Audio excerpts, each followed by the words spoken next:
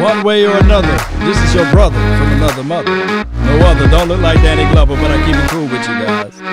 Let's continue to grind and shine. The name is Law Nation. Q&A and all of that stuff will be out today, as well as some of the highlights of practice. We'll get that around when time permits. Maybe late tonight. However, let's open the conversation up to everyone and talk about what all went down in practice today. Shout out to Boss Cowboy. Shout out to A to Z Sports. Brought to you by Skywalker Steel with the new field. Yep. Hey. Oh.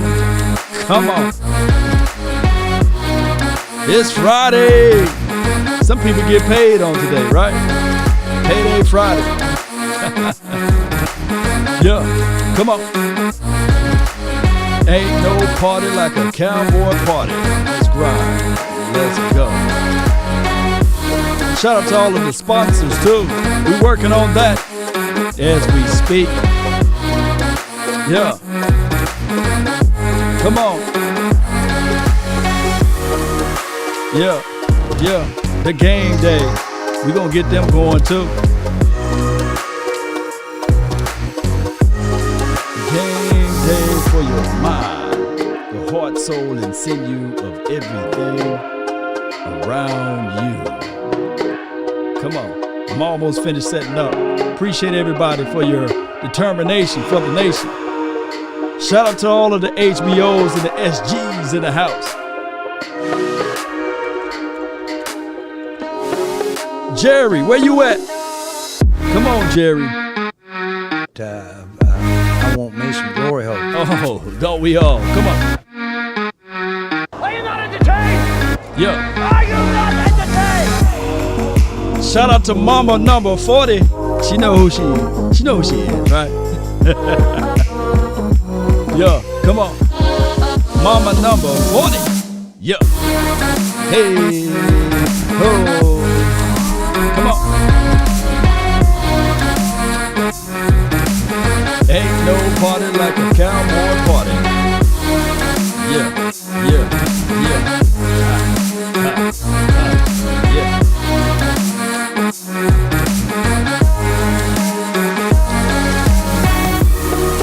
Come on. Yeah.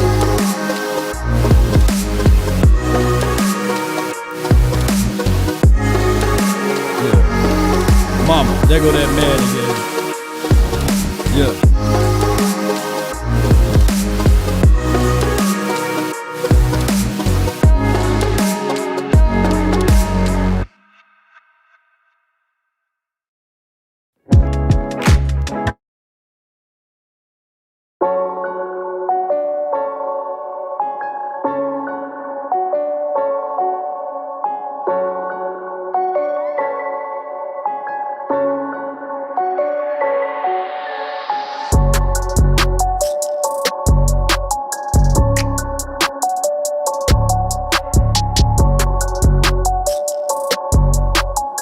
Come on, I'm almost there, Cowboy Nation. Appreciate you guys for your patience. Yeah. Oh my goodness, that time about to get me. I thought I was gonna beat the time. Not today. Uh-oh. I might have. Uh-oh. Come on. Come on, Murphy Law. There we go. Come on, Murphy. Murphy Law, wake up. There we go. Yeah.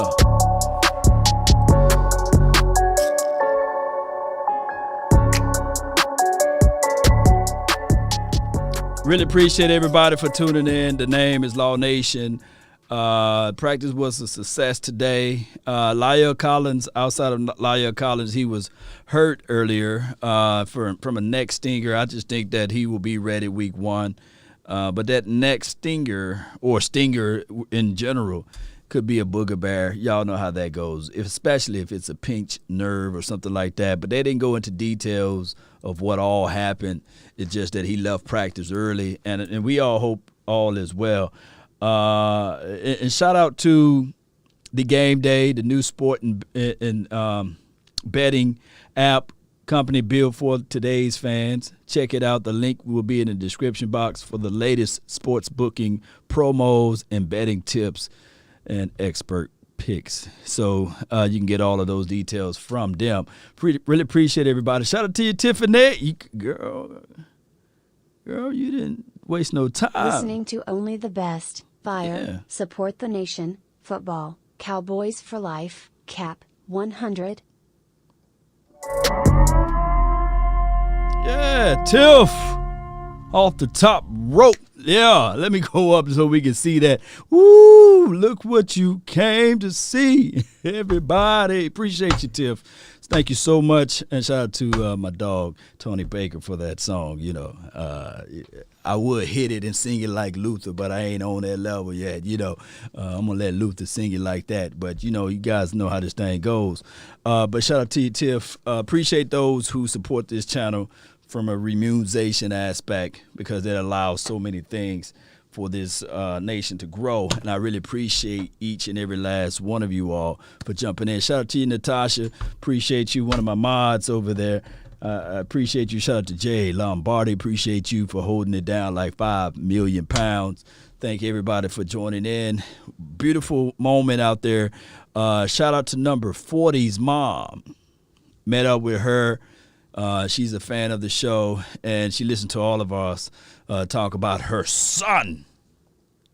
She had to pull me to the side and say, "Yeah, I heard you talk about my son." And she went into details of where her son really ranks at, and how he really pay attention to the craft of the game and who his agent is and all of these things. And it's such a remarkable thing when you have passion, you know, and one thing we all adore, but that's just one of the things that we look for, of people coming back and giving us raw and honest feedback. So we will have her on the show one way or another sometime this year. Yeah, Nashawn Wright's mom. I just gonna call her Mama 40. You know, I ain't gonna call her by her name. Just call her Mama 40. You know, that's my son. Beautiful lady. Took pictures with her, and as well as the other families there. So we had a great time, and shout out to Randy Gregory's father, and he was at the event a couple of days ago when we was out there, and he's a guy that speaks passionately about his son. So it's good things, you know, that the family of the players listen in to the show, right? Christopher says, let's go get Nick Foles. I don't know, man. I don't think the Cowboys are going to go down that way. But it is what it is, Cowboy Nation.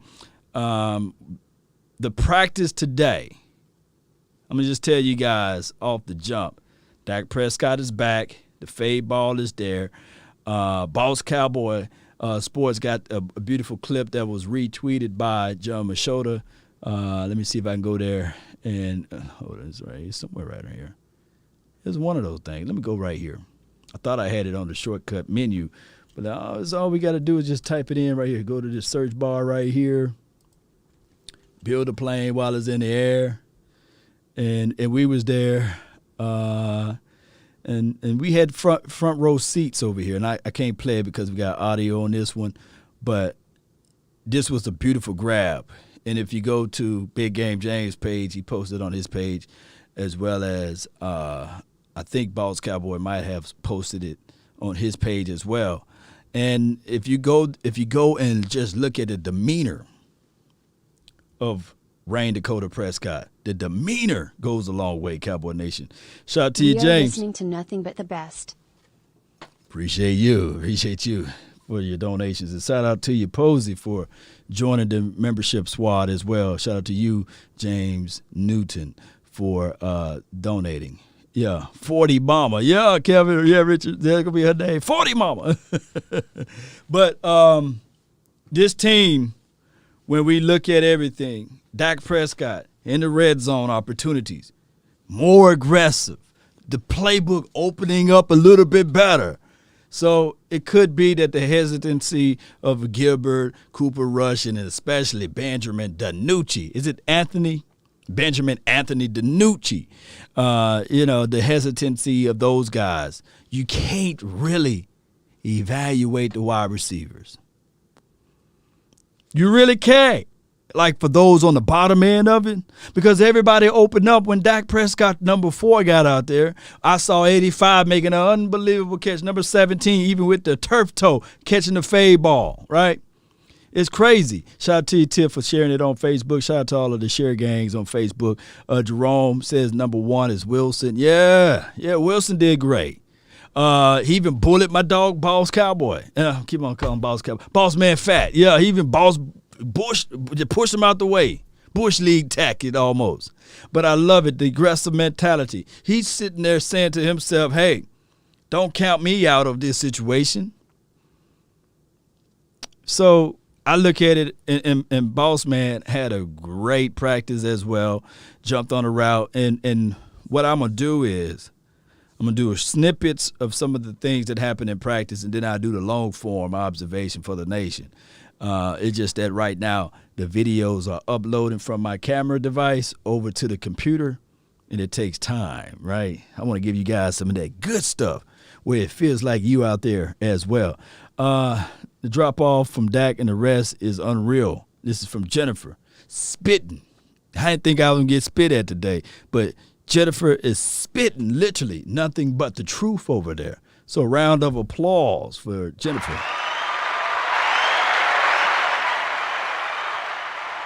Yeah, you spitting the truth over there. I should see some umbrellas emoji somewhere because you spitting the truth. The drop-off is crazy. You can see it. And the command and the demand of the team is just Dak Prescott, and then you have all of the other guys way low. I mean, super low, Cowboy Nation. I don't know what the Cowboys going to do with the extra money that they got available. Maybe 9 times out of 10, historic data will show that they like to re-sign their own guys. Not saying that we're going to go out there and grab a player that's on the outside, but they go out there and re-sign their own guys. So whoever we have reservations on or what have you, they may not look at them, but the people that's showing up and showing out in practice this offseason, they might go ahead and sign those guys with the extra remunerations that we have. DT Law of the QB, Jay Worthy, shout out to you, fam. Do we need an RB3, a running back 3, or no?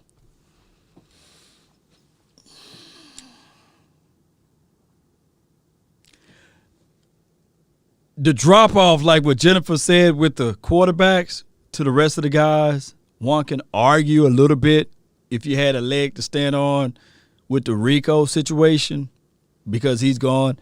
You could argue that Rico was a more complete back than the other two, like Jaquan Hardy and Brandon Knox. You can argue that, right? You can find rooms to argue that. But this would be a battleship of Jaquan Hardy and Brandon Knox. One of the things that kind of grinds my gears about Jaquan Hardy, the hands of Jaquan is made of parquet. It's butter, baby. It's butter. It's just flat out butter. You know, he dropped a few passes today, and it was just open in the flats. Like, I don't know whether or not those specs, those glasses, the contacts. Look, there's a place in Grand Prairie that perform LASIK surgery. It's about $1,500 an eye. I could be off on the numbers a little bit, but I'm quite sure that he made enough money to save and put back 3 racks. It will be a great investment for him to go out there and get LASIK surgery so that he can see, so that he don't have to worry about putting contacts in, so he don't have to worry about, for crying out loud, putting those specs on because you still have blind spots in those glasses or fog or whatever it may be. It will be wise for him to make the necessary investment on himself because one paycheck will cover and clear all of that. Let me know if I'm lying. Yeah. Oh, my goodness, boy. We got some heavy hitters in the house today, baby. Ivan Sanchez. Yeah, appreciate you. Dak looking comfortable and mentally strong. Must be the master degrees in psychology kicking in, baby. Yeah, Ivan. Where my AI at? Lady, you are behind. Come on, AI. There you go. Doc looking comfortable and mentally strong. Must be that master's degree in psychology kicking in, baby. Yeah, appreciate you, Ivan. And then you tagged Lake 45.5 in, Lake 45.5, 455. I'm trying to, I don't want to say the other name, but 455, appreciate you. Lake 455, because what's EDP name was? It was EDP something, I forgot.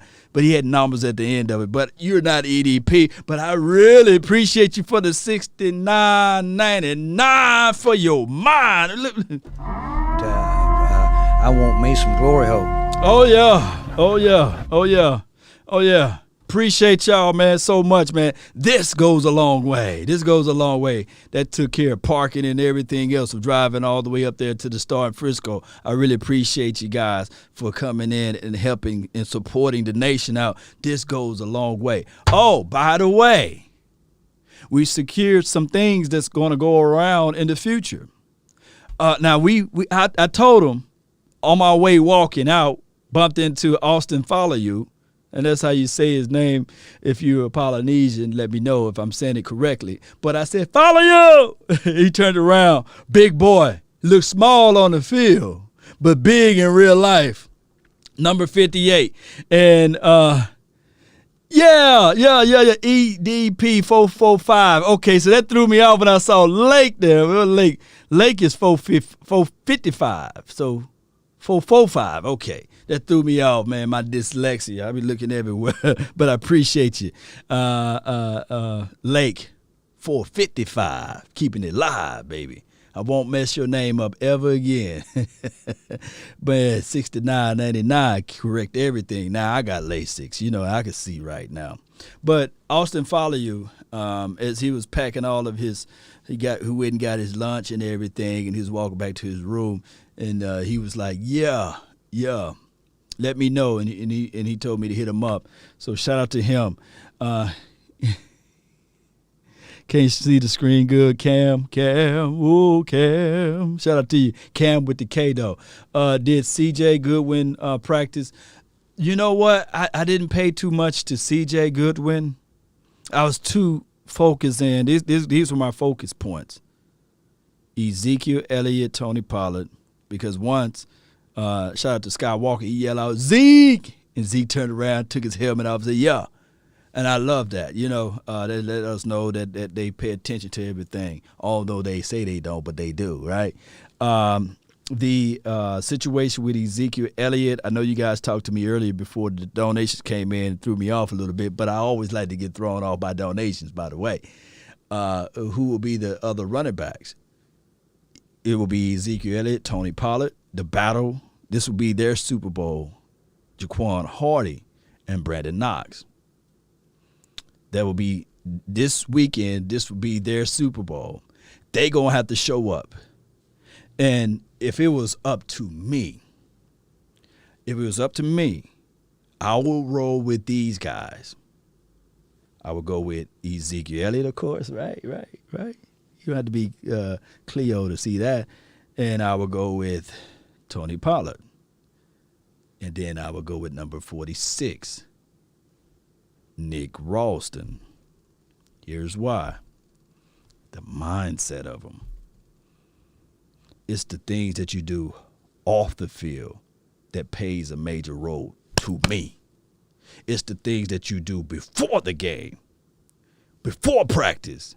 One of the first ones out there. That's what I look. What are you doing when no one else is looking? And that Nick Ralston, he wants it. I like his mentality. Coach, you need me to play special teams. Coach, you need me to just peel through the A gap. Let me see who I need to hit. Coach, you need me to shoot through the B gap. I want Nick to make this team so much, man. I really do.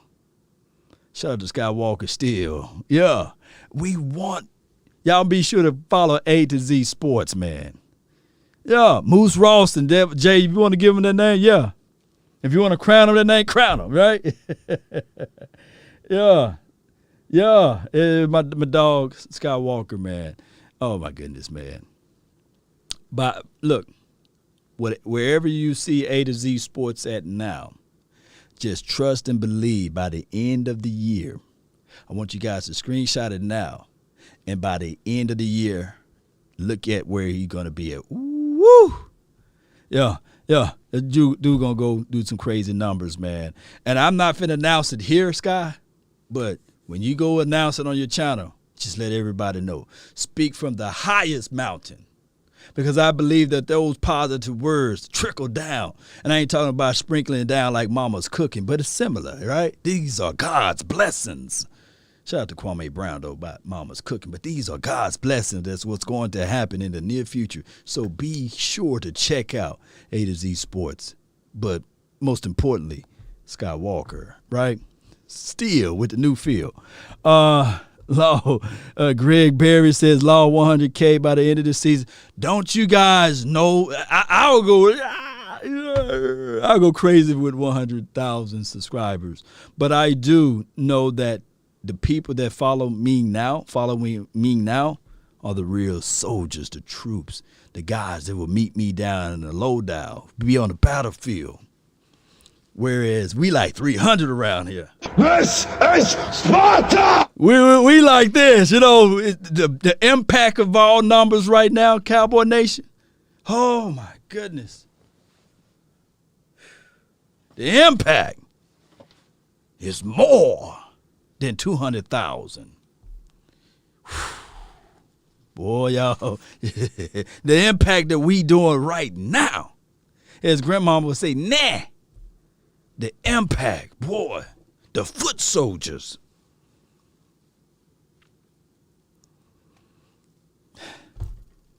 Because I'm quite sure that Mama 40 probably seen some of the people that work at the actual .com. And I'm not selling or denigrating them, or some of the people that work at the radio stations, or some of the people that work at CBS or what have you and beyond. She wouldn't reach out to them like she reached out to us. And I tell her every time I do this, I never try to take all of the shine, because once she move up to me, oh, by the way, yeah, I'm Law Nation, but check out Sky. Yeah, he got A to Z Sports. Or check out my guy, Boss Cowboy. Hey, he does the great stuff, man, the nitty-gritty stuff, getting your sleeves. Roll your sleeves up, get your arms dirty, get the fingernails dirty. Yeah, we doing something special, baby. Back to practice. And I'm trying to get my dog, Vach Lombardi, to come on up here, man, because a lot of people post and they stop me and they say, hey, where your dog Vach at? I said, man, he in Houston, man. He's not in Dallas. But we try to get him up out of Houston, let him move up here to Dallas.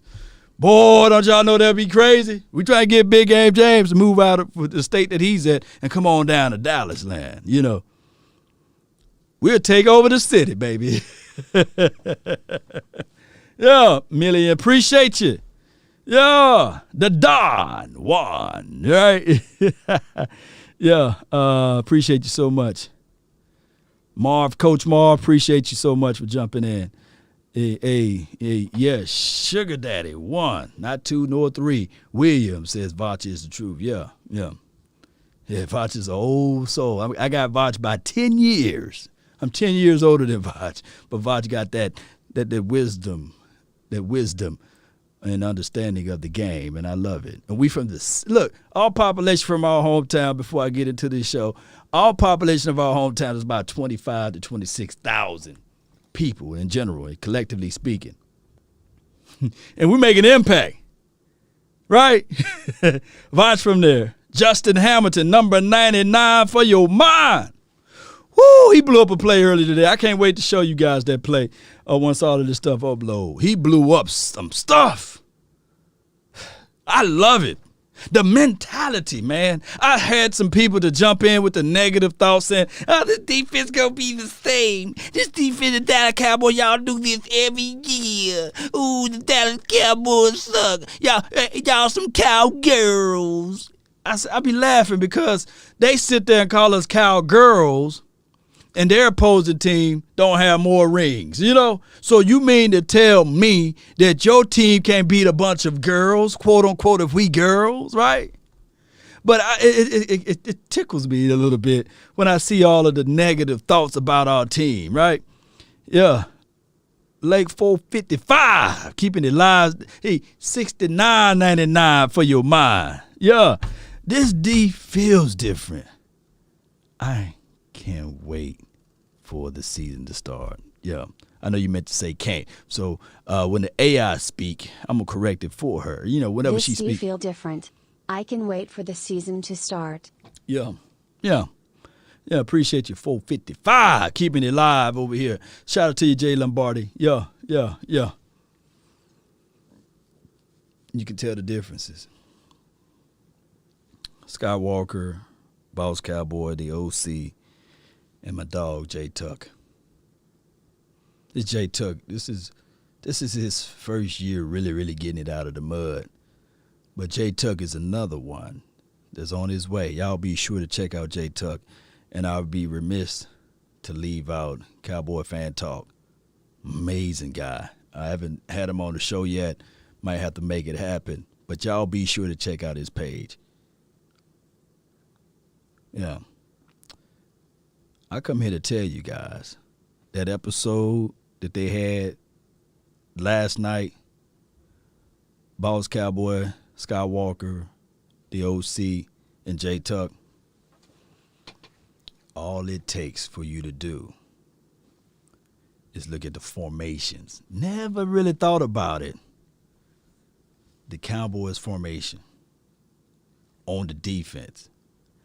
I don't care if you had Reggie White, you know, prime Reggie White, prime Ray, as well as, let me see, Bruce Smith or even any of those guys, Charles Haley on that front. Sam Adams, all of those guys, Saragusa, all of those big boys, even Russell Maryland. If you are not aligned right, if you call in the wrong suits, what you expect is going to happen. And I never really paid attention to it until Boss Cowboy brought that up last night. They in 12 personnel, heavy run pursuit. We still in that little light package. Playing, dropping 4 in coverage. And expecting, and they had Brown in the box, light nickel. It doesn't matter. Go back and watch that episode on how Boss Cowboy broke that down. I was sitting there like, I'll be damned. It don't matter. It's equivalent to lining Shaq up on the perimeter and mad as all get out when he's not draining those outside shots. That's not his skill set. That is what Mike Nolan tried to present to the Browns. They in 12 personnel. They only had 2 verts as a wide receivers on the outside. And we dropping 4 in coverage. Let that sink in, Cowboy Nation. What you expect this defense to do out of that formation? For those who are not in tune to Cowboys defense or just defense in general, if I'm lining up 2 wideouts, and they on the farther outside, just I'm trying to speak as it relates to if you are in the 3rd grade. If I got both of my wideouts lined out wide, and they the only ones that I'm going to send out, and I'm dropping 4, and the quarterback literally takes the ball and put it in the belly of the running back, how many yards you think that guy's going to get? Keep in mind, the front, 9 times out of 10, it either had 3 or 4 on the front. There's 5 offensive linemen. 7 have to be on the LOS. 7 players have to be on the LOS. The math don't add up. What do you think was going to happen? The Dallas Cowboys can't stop the run. And Shaq can't hit threes, right? Yeah. So it's one of those things, Cowboy Nation, where we got to look at everything. Everything. All right, so let me get this show on the road right quick. But I really appreciate everybody for tuning in. Y'all are some beautiful people, man. And shout out to everybody that reached out to me, and shout out to those who, quote unquote, shared this content, especially when we was out there. Met some brilliant people. Of course, it's Patriots, Kansas City. You said Patriots? Patriots. I'm sorry. Bucks. You're Bucks, thinking Brady. Yeah, I'm thinking Brady. Right. The two Super Bowl finalists you expect to be back there again. How many others would you say? Well, my favorite, to sneak in there is the Rams. Of course, I think Matthew Stafford is going to be the MVP of the NFL this year.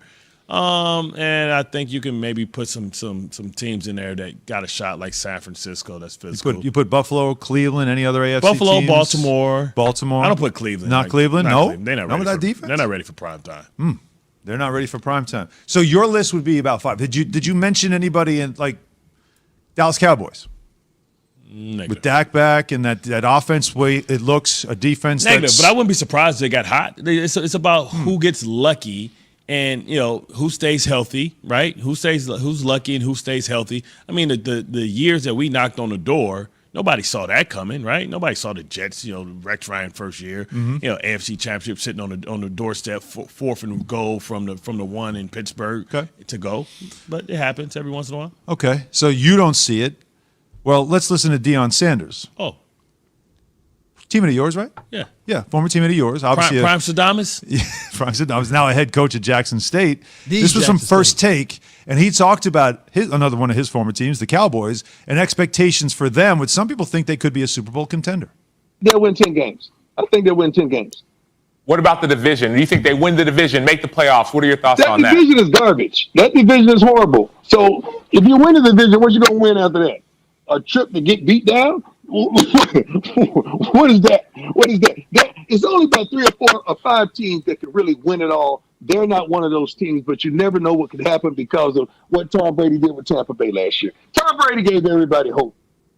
Tom Brady gave everybody hope, he said. And let me stop right here. And that's prime times. Deion Sanders, shout out to him. He's the coach of my school, D. Jackson State, D. I love. Really appreciate what he's doing out there for that program. Probably could have been at any other school, but he's out there representing JSU, and that's to the day I die. Yeah.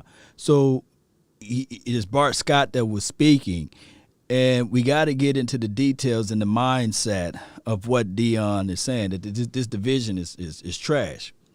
Well, I come here to tell you guys that the Patriots played in a trash division for almost, especially Tom Brady when he was there for over 15 to 20 years, right? And, of course, they had some spurts here and there with the Jets and the Bills. But collectively, they didn't last long as it relates to being dominant. It was just the Patriots and everybody else was kind of like looking up. So I look at it like this. When you get to the tournament, which is the next round, the playoff, anything can happen. Anything can happen. Keep in mind, pay attention. Although the Buccaneers won the Super Bowl, shout out to them. What they won, a cookie? But they struggled against the Washington team. And one can argue if the Washington team had a little bit better offense, who knows, right? They would have beat them in the playoff. But the tournament, you got to be on point. And when that wildfire hit, my goodness, a lot of things can happen. So let's not get caught up on the regular season. However, when we look at this Dallas Cowboys team, as much as we ridicule some of the things that happened last season and we sully and denigrate most of the things that this coaching staff / defense staff did last season, the Washington team only won one more game than the Dallas Cowboys, collectively speaking. So you mean to tell me without our creme de la creme quarterback, Ryan Dakota Prescott, without our right tackle, left tackle, and, of course, a gimpy Zach Martin, that we were still able to get up to that point, even in a trash division? I digress. But let's listen to what he had to say to finish this thing all the way out.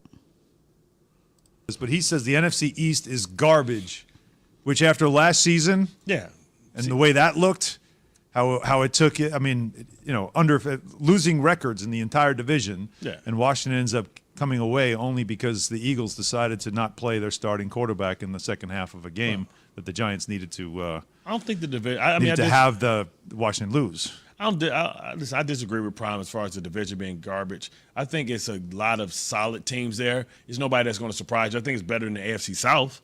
I think that is going to be a competitive. Appreciate you, Brian Bradford. Washington should not even made the playoff if the Eagles didn't give them that division win. Man, Brian, I wasn't ready for that truth right there. But there's even more facts. Let's go. Competitive division. Better than the AFC South?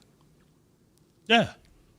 I mean, Jacksonville, Texans, Colts. Well, Colts and Titans are. Yeah, but at the top, listen, I think Washington's going to be a very good football team. Okay. Like, I think people are sleeping on them. They're a team that reminds me of like that Baltimore Ravens team that went to the AFC Championship with a young Joe Flacco. Because that defensive line is next level. And I think they have speed. Ron Rivera is a solid coach. Listen, if you look at that team there, and then you look at the team that Ron Rivera took to the Super Bowl, and they're built the same. Yeah, they Carolina. Mm-hmm. They get at you on the defense side of the ball. Ryan Fitzmagic, he has some players around him. They don't need him to be special. Like, all they need to do is lean on that defense and win ugly. Whenever you can pack your defense and take that defense on the road. So I think they're going to be solid. I think the Giants are a complete team. I don't know if they're ready to take the next step, but defensively, they're going to finish top 10 on defense, and they have the offensive firepower, right? And then, Dallas is going to try and outscore people. How are they going to be a top 10 defense when they got shredded by Mac Jones in practice yesterday? Get him, man. Who the co-host of this show? I can't see his name. He don't have his name up there, but this guy, go get him. Or Wednesday. Yeah. Practice? You talking about practice? Yeah, how did Mac Jones look the next day? Well, all right, but in the NFC, that's the worst division? We talking about practice, man. In the NFC, if that's the worst division. Nah, I think it's just, I think the NFC North may be the worst division. Yeah, I know they got Aaron, but after that, those other teams we know absolutely nothing about. You don't know anything about Chicago? Nah, that offensive line is going to get you barbecue. But the left side's in trouble. Yeah. When you think about comparing the Chicago Bears to the Washington football team. I'm not saying that they're a Super Bowl contender, but that division though with Minnesota, Chicago, and Green Bay. Again, you don't want to beat Detroit. No offense. Right. But you're in trouble if you're Detroit in that division. Minnesota is any much better than Dallas? Yeah, no. Like is Chicago but any I'm not better? Comparing them. Like I'm comparing the depth. I'm talking about the depth, right? I think it's a lot of teams that if they get in the playoffs from that division, they can win a wild card game. I wouldn't be surprised if. I think it's a better division than the South. Yeah, people forget what did Washington do with Tyler Heineke in that Tampa game? Like Tampa couldn't score. They pushed, and that defense was right. That defense was dangerous. So now you give them. And they've got a guy that could be an MVP candidate. Now you got McLaurin, right, which everybody sleeps on, and I believe they got the kid from Carolina, Samuel, and you put them together with Gibson, a healthy Gibson. I think. Listen, we sleep. But who gonna throw them the ball? Hey, you can say all of this stuff, but if you putting all of your futures, revenue, money, coins, dollars, bags, bricks, all of that stuff on Ryan. What's his name? Fitzmagic. What's his name? Fitzpatrick. Oh, the trickster. If you putting all of your coins on him, then man, boy, oh boy, you better go in quickly and then get out quickly. because I just don't believe that brother will be able to hold down that fort for all of that time. On Washington, so I disagree. So you with don't Prime think slightly. so you don't think the division is trash, but you There you also, go. That's the name I was looking for, Jay. Appreciate you off the top ropes, Ryan Fitztragic. Yeah. don't see the Cowboys as a team that could contend for a Super Bowl. I mean, with that type of offense, they can be in any game. All their defense got to do, listen, a blind squirrel finds a nut. Yeah. You know, they get a turnover here or there, and you go up by 2 scores. You can shut the door with Dak. Is that what they have to do, though? Is it on him? Yeah. Is it on? I love the fact that Bart Scott thinks that, hey, you just shut down Dak, and then that would defeat this entire team. Now, Dak is the catalyst that get this thing going, but excuse me. Oh, didn't we see a more quick and shiftier Ezekiel Elliott? Oh, and let's not get it twisted. Tony Pollard is knocking at the door saying, hey, don't forget about me, mama. There go that man again. Pollard is ready to show up and show out, too. He's been working all offseason. The silent assassin would be Tony Pollard as well, right? We know Cooper. He's the other silent assassin. But Pollard is that other guy that if you think that you trying to shut him down, that brother, he got cat-like quicknesses. But it's funny to me that people will bloviate and pump up the Washington team like they are the best thing since sliced bread. And just like the guy, the co-host of this show right here, lamented even Mac Jones. And we talking about practice, I understand, right? But even though you may come to your thoughts and say to yourself, all right, cool. This particular team, the Washington team defense is world class. Oh, it's lights out. I'm still betting on the Cowboys defense to equip that. To equate, that's what the better words say, to equate what they did last season. Call me silly, call me stupid, call me crazy, call me Homer. But I just believe that what Dan Quinn get his hands on this defense and what we're seeing from the aggressive mentality. What's that dude said? Don't believe me, just watch. What was his name? Yeah. On Dak and only Dak. It's not about, like, can you... Recipe for success. Like, their defense... Eclipse. Asmodeus. Yeah, I can say eclipse what they did. Yeah. I want to say equivalent, of what they did. But if you want to go with eclipse, yeah. Yeah. I'll go with that. But Law, what about Chase Young? So, we got Gregory and D-Law. And the last time I checked the analytics and all of the stuff from grading perspectives, D-Law graded just above Chase Young. And call me crazy, Chase gonna give you that. He's dominant. He's good. I'm not saying this is D-Law versus a Chase Young. And Chase Young benefited from this, believe it or not. First year, not a lot of tape on him. Yes, he's a dog. Yes, he's aggressive. But he had big boys inside. We didn't get a chance in the luxury and the liberty of seeing that from our team. Right? We ain't had no, I'm pushing big body, can't stop me last year in the inside.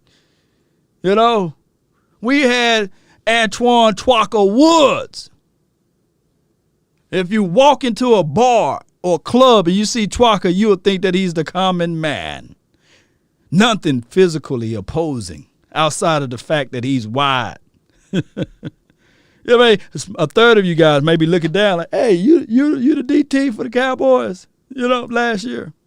Yeah, I'm Antoine, 5'11", 310 pounds, give or take. But I tell you this. When you walk into a spot and you see Big Bo coming in through that door, you already know, hey, dog, hey, 6'4", 330. That demands respect. Hey, dog, hey, man, where you from, dog? Who you play for? Yeah, the Cowboys, That's a major difference. And I'm not talking about Twaka for all of the Twaka fans out there.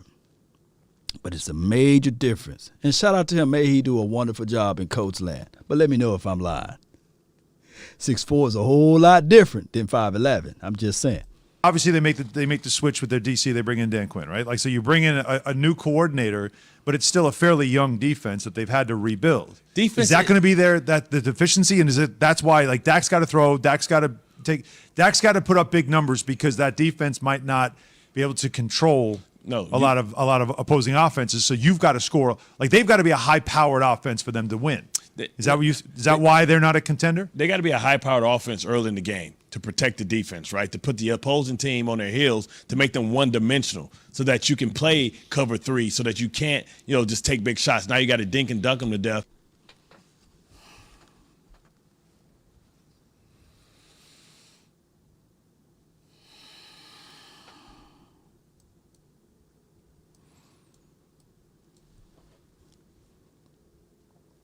I'm not saying this for reactionary. I'm not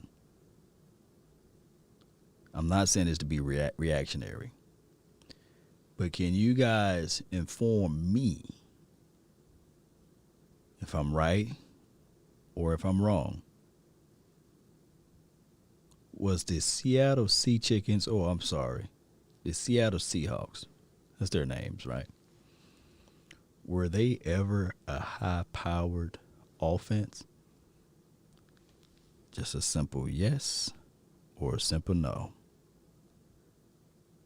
And I'm not saying that in order for a cover three defense to work, that you got to have the LOB there. Just a simple yes or no. Were they a high-powered offense?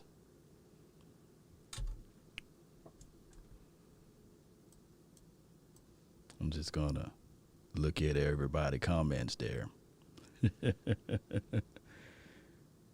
Yeah. Now, my guy Corey says, no, but they was dynamic. And dynamic in a sense where they had a quarterback to protect the ball, and they had beast mode, a guy that ran with authority. Cowboys got a quarterback that can protect the ball, and we got a two-headed monster, Ezekiel Elijah Elliott and Tony Pollard. This defense will be aggressive. They will fly and chase to the ball, and don't let us play with the lead, because we're going to do some crazy damage in that fashion too. But I believe that even from the alignment and the assignment aspect of this situation, collectively speaking, we are in better terms than what we were in before. Let's listen to the rest of these guys. And then you got to shut the door with Ezekiel Elliott, right? Remember, that defense has never been good in Dallas, but they've been able to play complementary football. If you can control the time, it just hasn't been good in a long time. Yeah, if you can control the time of possession with Ezekiel Elliott, but you got to get up by 2 scores. Right, you got to get up by 2 scores and then start playing to your running game and your defense. So you got to get out and get those scores as early as possible, and then you slow the game down. You limit the time of possession, and then now you just telling your defense, don't give up the big play. Right, this is a team that's going to have to play from ahead and can't fall behind. To do that, Dak's got to come out with that 15-play script. It's like this, right? Most teams want to say, okay, they win the toss, we'll kick, we'll defer. No, we want the ball.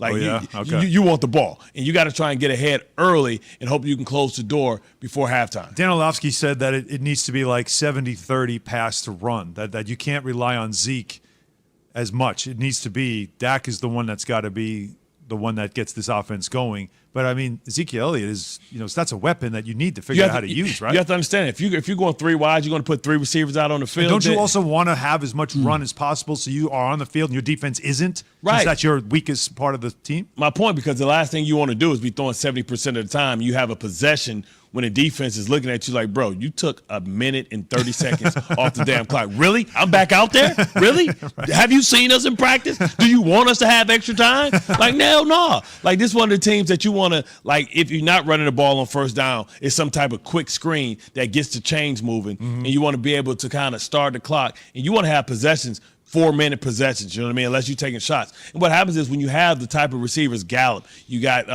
Lamb, you got Cooper, what you want to do is you want to control the personnel battle, right? You want teams that have to play you in big nickel, right? Or big sub, what we call when you put a safety in there for a linebacker, you go out there, and then you run power plays out of spread formations, right? Because no matter what, you still have the advantage because now teams are going to be afraid to put that 8th man in the box because that means either Cooper's going to get one-on-one, that means that Lamb is going to get one-on-one, that means Gallup's going to get one-on-one, and those guys you would think will win because Gallup's going to get your 3rd or 4th best corner, right? So then now when you do that, now you're light, now you run power runs out of sub type of packages with Ezekiel Elliott. Come on. Well, won't you lean forward just a little bit? You just explained the case that most people don't have the personnel to stop that. So my thing is play that big nickel. Yeah, you put that out there, and I've seen this team line up even in 12, and we still able to get that ball down the field with 86. 86 had a remarkable day in camp today. Remarkable day. Shout out to 86. Foots was right on that guy. 86 looked good today. In 89, he did look good, but he dropped a few passes that I didn't like, and he dropped a touchdown that was right in the breadbasket, and as well as he dropped there, he was doing situational drills. It was 3rd and 8. And Dak rolled out, and 89 was running down the field, and it was a little bit ahead of him, but the hand touched the ball, and he played volleyball with it. So 89, and then he gets up, and he was like, I said, come on, man. 86 would have got that one. So I'm still looking at 89 being my true number 1 tight end, but 86 is sitting there like, hey, dog, come on now. Come on. But think about this, what he just lamented about the packages and all of these things. How in the hell you going to stop it? You mentioned that. You put light body work. You got Tony Pollard and Ezekiel Elliott that will carve you up. And even if you go big, and physical, we got 4 rides. We can spread that thing out. This guy, Dak Prescott, will get it to the dogs that's down the field. And that's what we saw in practice today. It wasn't none of that dink and dunk stuff. It was making it deep. You seen the play to it's not CD Lamb, but Cedric Wilson. Why Cedric Wilson? Because everybody was worried and focused in on the other guys. There's always going to be one. Dan, you better than that. Your brain, just the way your brain works, man, is phenomenal. Like you just went like into some other place. I mean, that's the only way. Like you just started like this is like Rain Man kind of thing where you just started. Charlie going Babbitt is my brother. A Beautiful Mind, where you just started like whatever you just described on the field. I could see it in your eyes that you were visualizing exactly what you were talking about. Well, I did, play for some of the best defenses. You did play for a pretty good defense. I mean, listen, the hardest teams before this league opened up and started passing the ball. That's what it is now. Yeah, the hardest defense, the hardest teams for us to play for. Like everybody knew we had Chris McAllister, Samari Rowe, Ed Reed, Terrell Suggs, Haloti Ngata, Delius Thomas, Ray Lewis, myself. You know what I mean, and Trevor Price. Like the hardest teams to play against were going against Andy Reid because they were different from everybody else. Because they had Westbrook and they would spread you out and then they would run the ball out of power game and you put.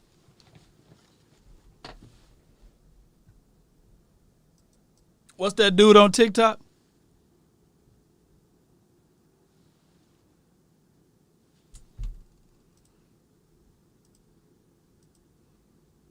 Samari Rowe, Ed Reed, Terrell Suggs, Haloti Ngata, Delius Thomas, Ray Lewis, myself, you know what I mean, and Trevor Price. Like the hardest teams to play against were going against Andy Reid because they were different from everybody else. Because they had Westbrook and they would spread you out and then they would run the ball out of power game and you put people in bad positions that they're not accustomed to doing. You bring a safety in your dime package and they come into the box. He don't know about getting crack blocked. He don't know about reading the guard or reading the tackle front side pull, what the hell he's supposed to do. So Dallas can play the personnel game the same way that Tampa can play the personnel game with 2 tight ends because that's the strength of their team. Right. They go 2 tight ends. You're like, okay, we got to get heavy. They big. They got 2 guys up there 260. You jump out there. Then they spread the formation. You're like, oh, crap.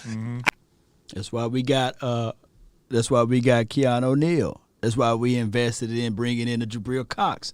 My thing is, Cowboys, and J-Ron Curse is making his team, I believe he's going to be one of those enforcers, especially in big nickel or those big packages there too. Long body, got good, decent speed, and Maurice Kennedy will be another guy, long body, big, decent speed out there as well. So when you're talking about putting people in compromising positions, I know Westbrook was dope, but he ain't no Ezekiel, Elijah, Elliott.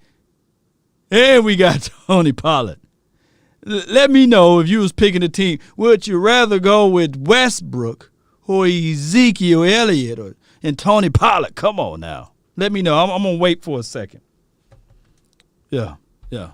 Let's just go ahead and do this, too. The phone line, 657-390-7391. One of the mods, man, if you can do me a huge favor, can you put that number down next to the hotline? And that will be the number to call in so you guys can reserve your spots on the hotline. I got my linebacker in space in the slot against OJ the Juice Man or Cameron Brink or against Gronk. Trouble. Yeah. See, so it's all about that. You have to know how you have to win. And what Dallas can't do is have an identity crisis and say, oh, we want to throw the ball 1,000 times with Dak Prescott. That's going to get you absolutely nowhere. It's going to get him hurt, and it's going to get a bunch of interceptions because the more times you throw the ball, and you said the more likely too. something bad's going to happen. Right, best shape of his life, right? Yeah, Zeke, that's the other thing. I would take advantage of that, too. If this guy's motivated, we're going to see. For whatever reason, He got to be. Let's go ahead and You know what happened to DeMarco Murray? You know what happened to DeMarco Murray? Like, he understands. Listen, this is how the league works, right? You start off in the back of the plane or the middle of the plane, right? You're safe. You're safe because you don't cost that much. So everybody looks at you like a discount. You're like, oh man, look at this nice car we got. We didn't even pay that much for it. But look how gangster it is. Then what happened is you start getting closer to it because you start getting that cap number. They start giving you the big seat. You sit in the front. You might as well look out the damn window because you next. For what? The upper room. You're on your way out, bro. So, like, listen, what happens is when you start getting that money, you better produce. What's up, Dan? Man, I'm telling you. Bart's in one right now. Like, he starts like it's like your eyes just disappear. Like, they roll back, and he just starts talking about defenses and what you should do against certain offenses. Real man wear pink, Dan. I just let him go. All right, be part of Keyshawn, J. Will, Zubin Nation on the Dr. Pepper Twitter feed. ESPN Nation is presented by Dr. Pepper. That was the end of that one, man. Good episode still. I love objective thoughts or what have you and reasoning.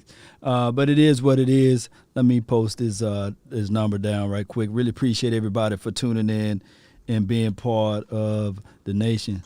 And with the hotline for your mind. Let's go with this, and then give me 1 second here while I build this plane while it's in the air. Appreciate everybody for tuning in to this thing. Come on, man. Get up there. Yeah, here we go. Bam. Just a little delayed right here. Delayed but not denied. All right, so, Coach, you're live.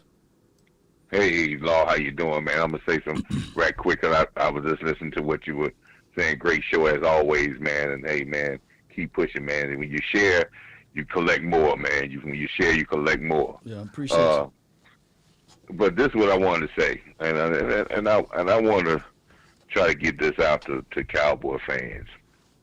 And I know that's going to be a big thing. And I really don't want this Cowboy Nation, as well as the fans, because it's building where we're gonna start, and you know how this is, Law, where the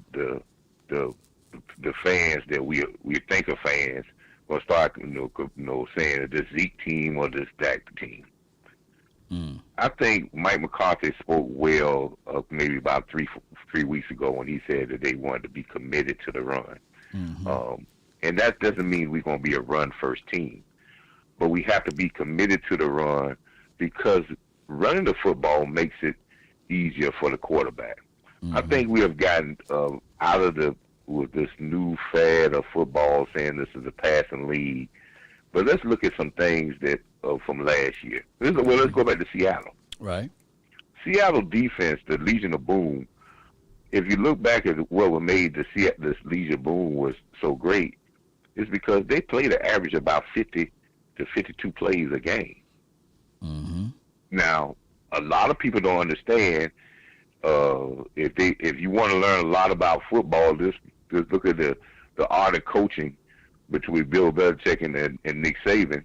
And I remember Nick Saban playing a national championship game, and he said that his defense, I don't care how great his defense is, if they get into the 70 to 75 plays in the game, they're going to break.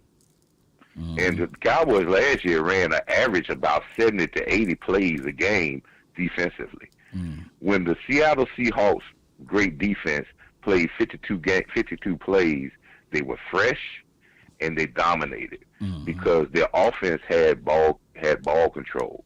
Now, what ball control means? Ball control don't mean we're gonna go three yards in a cloud of dust, but we have so many great weapons that we don't have to rush to do anything because we could be surgical in what we do.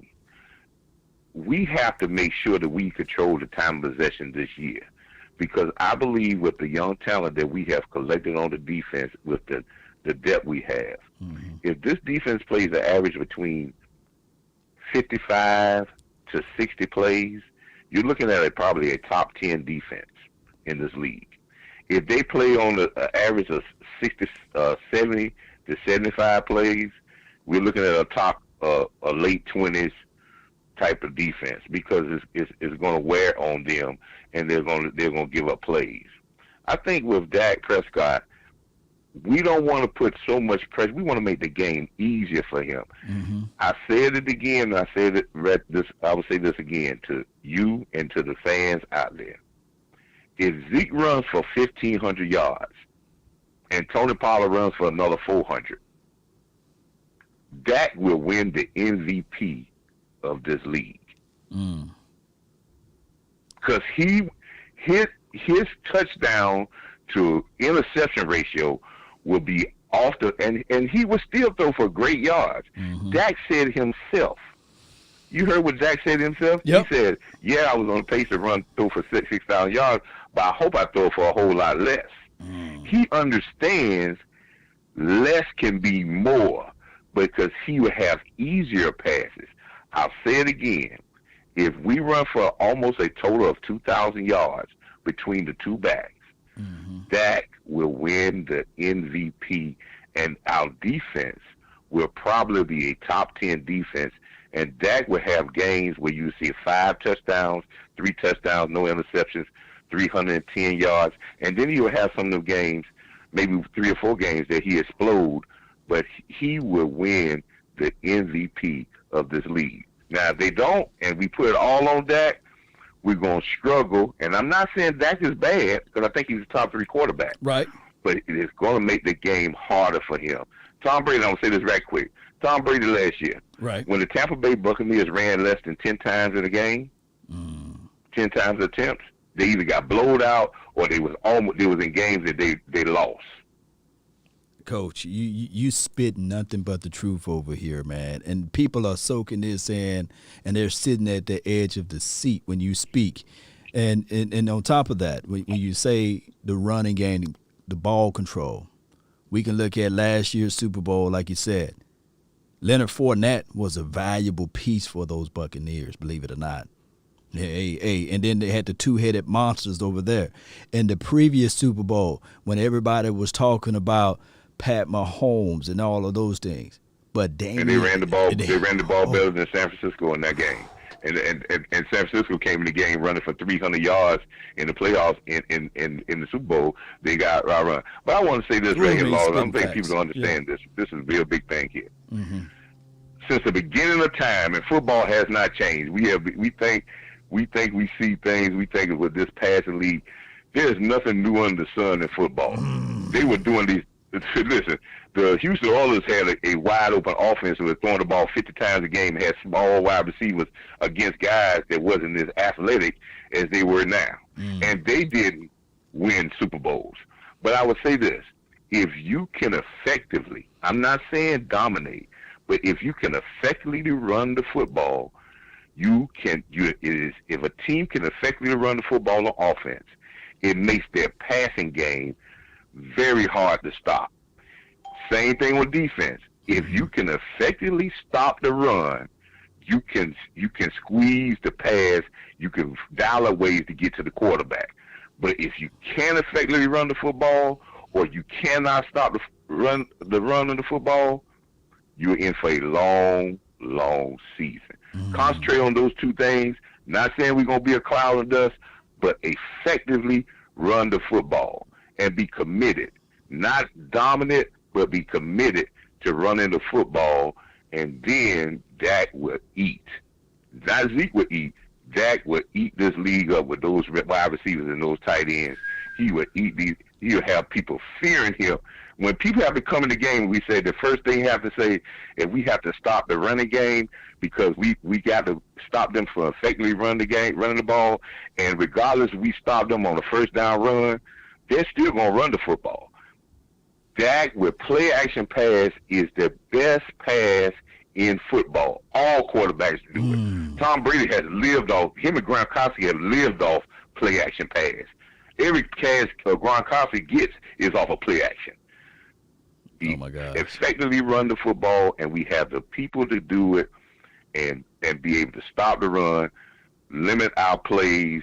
If we get in this game and we control the time of possession against Tampa Bay by at least 2 minutes, just 2 minutes, and we run about 70 offensive plays.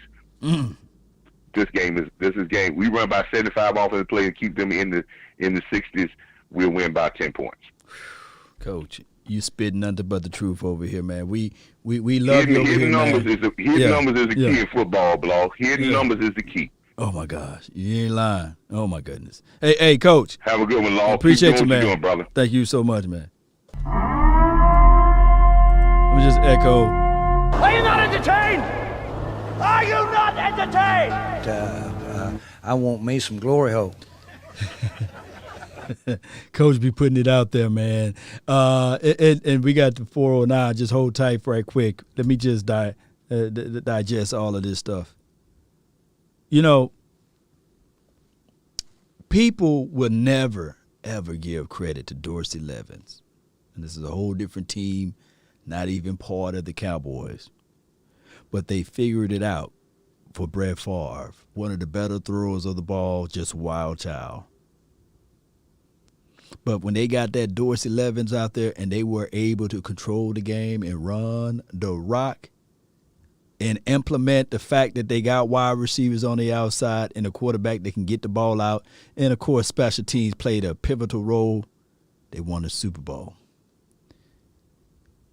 See, people fail to realize John Elway, brilliant thrower of the ball, got his butt whooped by Washington.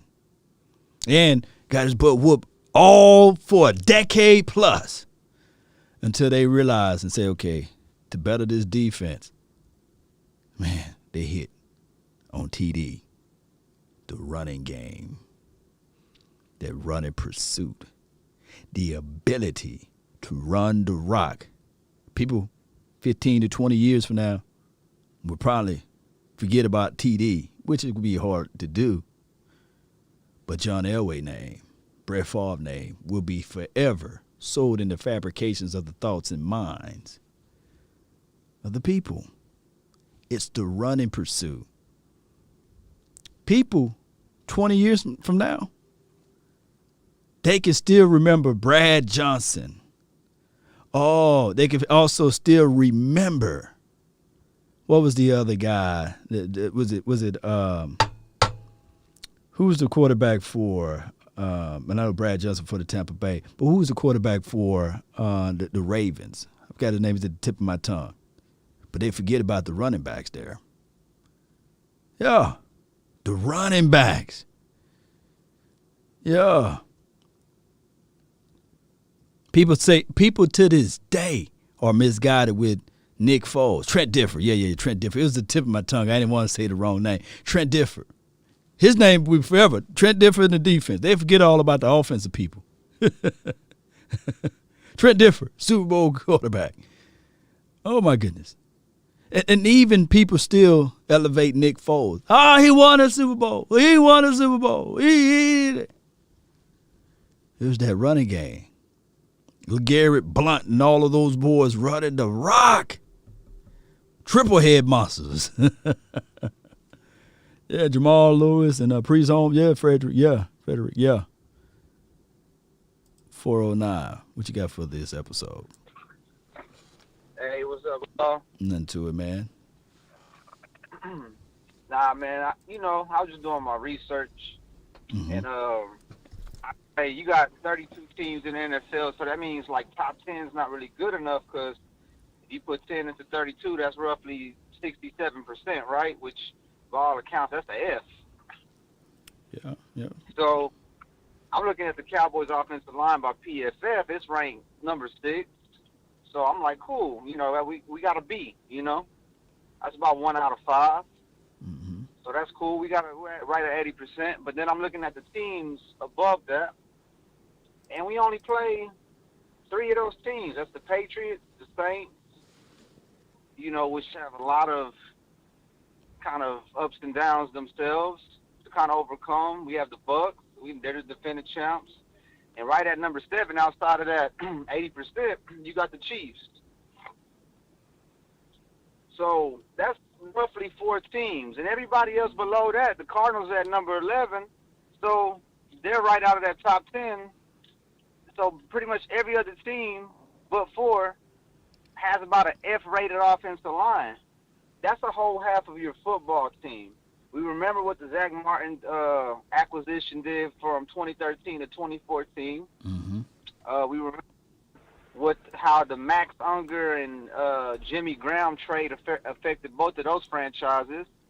I argue that the Seattle's offensive line kind of descending after that Legion of Boom compromise also hurt them. And in the Saints, well, they started winning again. Their running game started getting better. Once they start, and Max Unger was a key piece, right, and kind of turning their. So when you look at the offensive line and how underslept, how underrated that position is, and how much the analysts, I mean, you got Max Kellerman spewing about the Giants winning. Yeah.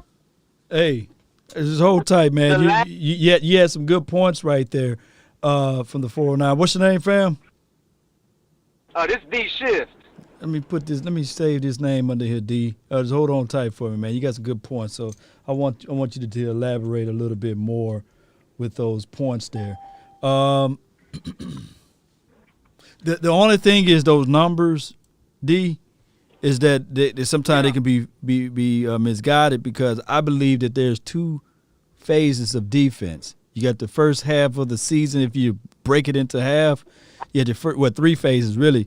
You had the first season, you know, have I believe September and October and pieces of November, whereas the defense can be like lackadaisy, and then on the back half of it, when it get cold and everything, defense tend to step up.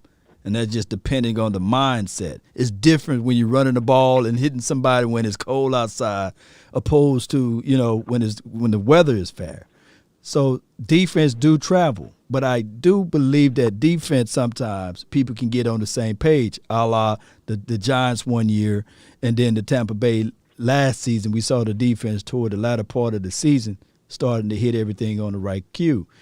As you lamented, like the offense, the majority of the teams that we play, I think that you, I guess, said that we only going to play like 4 teams at the top tier, right? On the offensive side of the coin?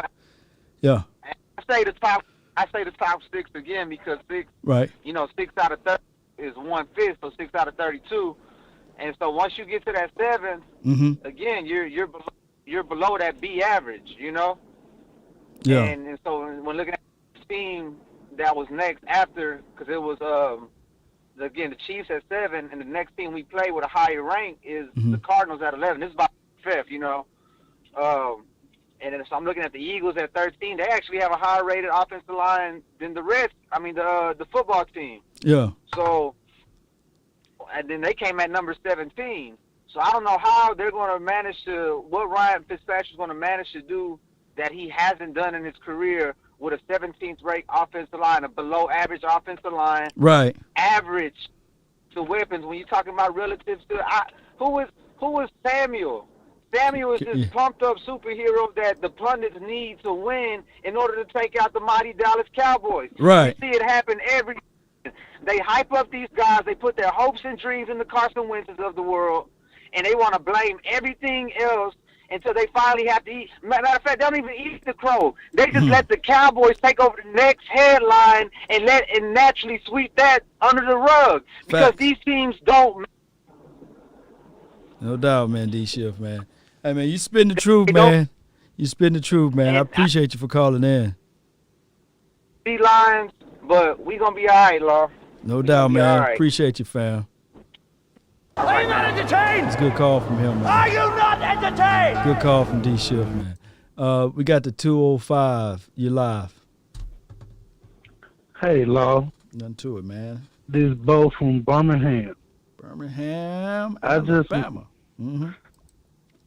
I just wanted to call in to ask, how do you think Tyler Biadasz is going to play at center this year starting? He didn't finish last year. Yeah. Go ahead. I think he's going to have a good season as long as he stays healthy. Right. And I think he's going to be able to really anchor the middle of that line. Yeah. And be able to help out with Zeke being able to bounce back this year. Yeah. I mean, he got his hands full for the first 2 weeks for sure. But I think that, he didn't finish last season, but he's been working on his craft. I just think that the Cowboys don't need to sub him out at any time, especially during this preseason, on the previous games, because I think that those reps are so valuable. However, I just think that this season there may be some hiccups, but I just think Biadasz will be okay. It just he's not Travis Frederick, for crying out loud, but I think that he's somewhere right now in between the Fredericks of the world and Joe Looney. So he's somewhere in between. He's not up there though. He's not on the high end, but he's just above of what we had out of Joe Looney. Yeah, I think he's better than Joe Looney, and I think he's a lot more physical than Joe Looney. Facts. Yeah. And that's going to help him to be able to move the line a lot better than Looney did and allow us to run a lot better. Mm-hmm. Yeah, I mean, it is something that we got to pay attention to from the 205. But here's the situation when we look at all of that. The craziest thing of it all, we can see some people that from a physical aspect that they may not seem as if though they can handle that, but sometimes they can. And that's just what it is. Joe Looney been in the NFL longer, got a little bit more experiences. So hopefully Biadasz can gain that experience for this year and keep things going in the right direction, fam. Yeah, I think he's, as he gets more experience, he's going to be better than Looney, just because of the fact of being more physical. No doubt, man. But I appreciate you for calling in. Thank you for calling in to the show. What's your name, fam? My name is Bo. Bo. Let me put this down here. Bo knows, man. All right, fam. Salute.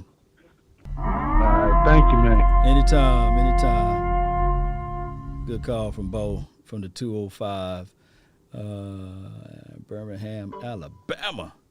Now we have the 762. What's new? You're live. Hello? What's up? Yeah, I think they need to put Zeke at fullback and Tony Palmer tailback. This is Tony Davis from Calhoun, Georgia. Shout out to you, Tony Davis. All right. Hold on right quick. Keep talking, man, while I set this thing up right quick. Hold on for me. Yeah, man, you know, they're my boys right there. I've been with them since 72. Yes, sir. Yeah. Yeah. Yeah, I think Ezekiel's going to have a good game, man. A good year. All right, Tony. You said Tony Davis, right? Right. Let me save your name under here. And what was your question again? What was your answer again? You said you think that they should do what with Ezekiel Elliott? I think they should put him at fullback and put Tony Palmer at tailback. Every now and then, not all the time. Well, you know, they do have 20 personnel looks. And Right. and I wouldn't want my $60 million running back to come lead block for Tony Pollard going through the A or the B gap. I just think that now Ezekiel can block, but I would go into some 20 to 21 personnel looks and right before the snap, depending on what the defense formation looked like. And then I will absolutely utilize those mismatches there. But as far as a dedicated fullback and a dedicated tailback for Tony Pollard, that's a big no for me, though. Yeah. Mm-hmm. I just want him to try it every now and then, not all the time. Yeah, every now and then, maybe some packages. I feel exactly what you're saying, though, Tony. Yeah. Yeah, what else you have for this episode? Man, that's all I just want to say, man. I've been on my mind for a minute. No doubt, man. Both of those guys are athletic, and I believe they'll bring in a mighty punch to this offense. Let's Are you go. not entertained? Appreciate you. Are you not entertained? That's a good call from Tony Davis. Good call from him. And I really appreciate him for calling in. All right, from the 903, Lady Jessica, what did you have for the show? Hey, love. Hey. What I have for the show is that our boys gonna ball out, as I say, and you can let everybody keep hating and doubting everybody. Right. Now they showing videos of Dak out there practicing, and they want to say, yeah, Dak been back, baby. What you talking about? Yeah. They just ain't finna risk our quarterback in no senseless, as other people say, preseason game. Right. We need him all season long. And Law, I just went off on this dude who wanted to follow me on Twitter. I told him, you think I'm going to follow you? They got this meme, right? Dak sitting on the ground when he got his ankle broken and the trophy at the top of these milk carton or whatever they got, whatever this new crate thing going on. I don't know what these challenges is, but it's stupid.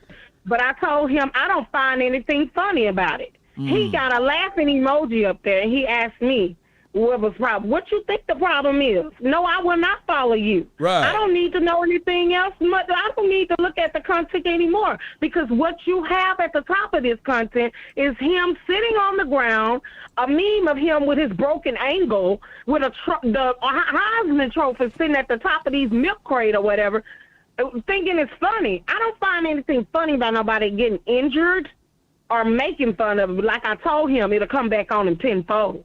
So even though Dak is healthy and strong, because the same God that healed his ankle and gave him a new ankle is the same one that healed that shoulder and made his shoulder brand new.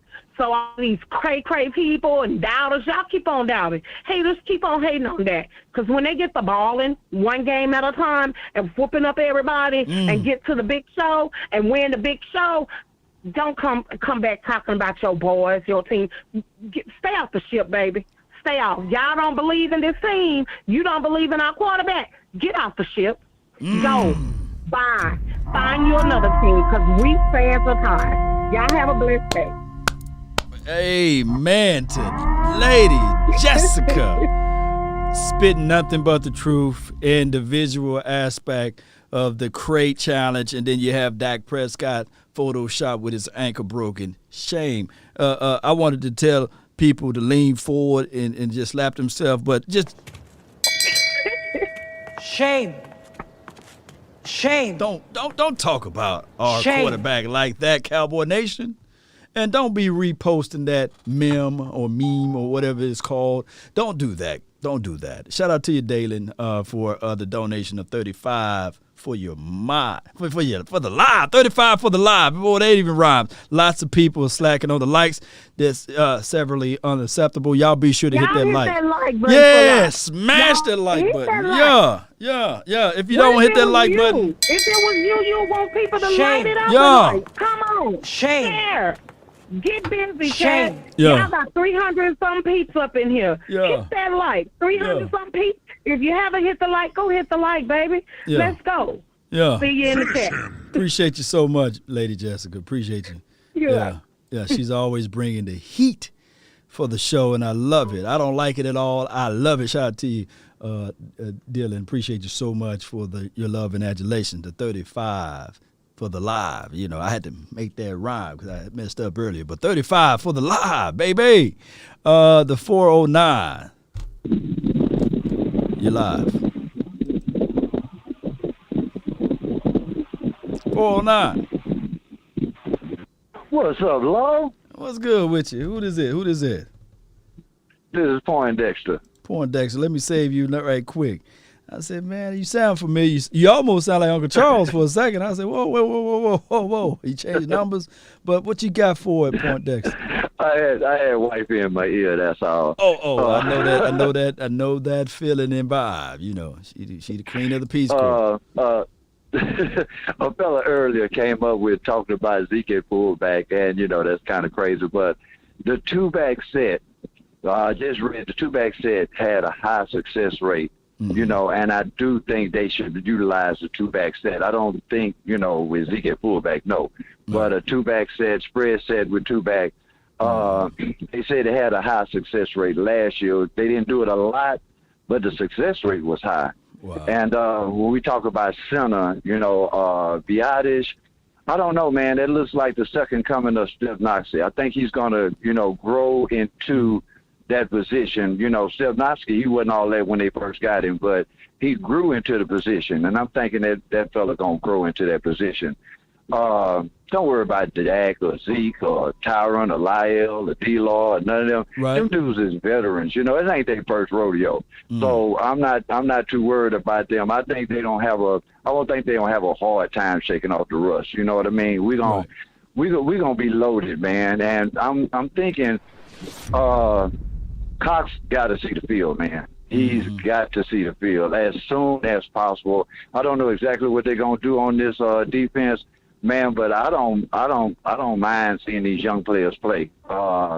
They've shown they got a lot of energy, man, and it's like night and day from last year. And last year we didn't have a preseason, but the energy that they're bringing, man, is great. And you know, a lot of people have, you know, the videos that you sent out, and a lot of other videos that been sent out, you know, with the all 22s and the breakdowns and stuff. You see these dudes playing the scheme. They playing their position. Right. There's no hero ball. These dudes is running to the ball, and you see 3 or 4 people around the ball. Last year, they would have a fumble, man, and there wouldn't be nobody around. Right. Where is everybody? You know, there's no anticipation like that. But when you have people around the ball, when there's fumbles and stuff, that's when you see dudes picking up fumbles, running for touchdowns and stuff like that, man. And I just want to say, man, I want a successful season because I want success from you, Law, because you got the top podcast, and we should have the top team on the top podcast. You feeling me? Man, thou shall decree a thing, and it shall be established. So by you spitting that out to the universe, let it come back toward this way, and hey, we will all accept it, man. Because when the nation is elevated, everybody is elevated. Trust me. Yeah. Lord, much love to you, my brother, man. Keep it up, man, and God bless you. Amen. Are you not entertained? Poindexter, man. Not entertained? Oh yeah. You make sure you do that honey-do list now. Yeah. We got the 205, baby. You're live. Hey, what's going on, Law, man? This landlord from Alabama in the building. What's going on? Landlord, man. Hey, man, setting it right, man. Let me save it all the way in here. Landlord from Bama. Yeah, man. Yeah, I just wanted to holler at you, man. I've been listening, watching your show from like day one, man, and I just want to give you roses, man. You're a real inspiration to the nation, man. Like, don't nobody work harder than Law, man. Like, everybody got to trump they deuce with that, man. Salute to the show. Like, you go harder than everybody I see, man. You got the work ethic of a great. I have to say that. Appreciate you. You got that Dak type work ethic in you, man. Yes, indeed, man. Dak be sweating out there working and putting it in. Yeah. Hey, Law got that Dak work ethic.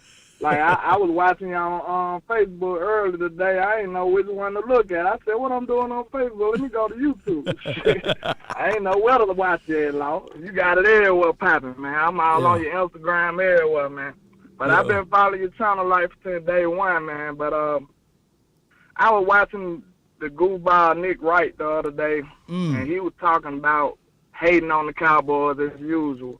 But it's something I noticed. You don't see how the Cowboys is the only team that get judged by the last 25 years. Like they judge Dak. This man only been here 4 or 5 years. They judge this man about 25 years of history.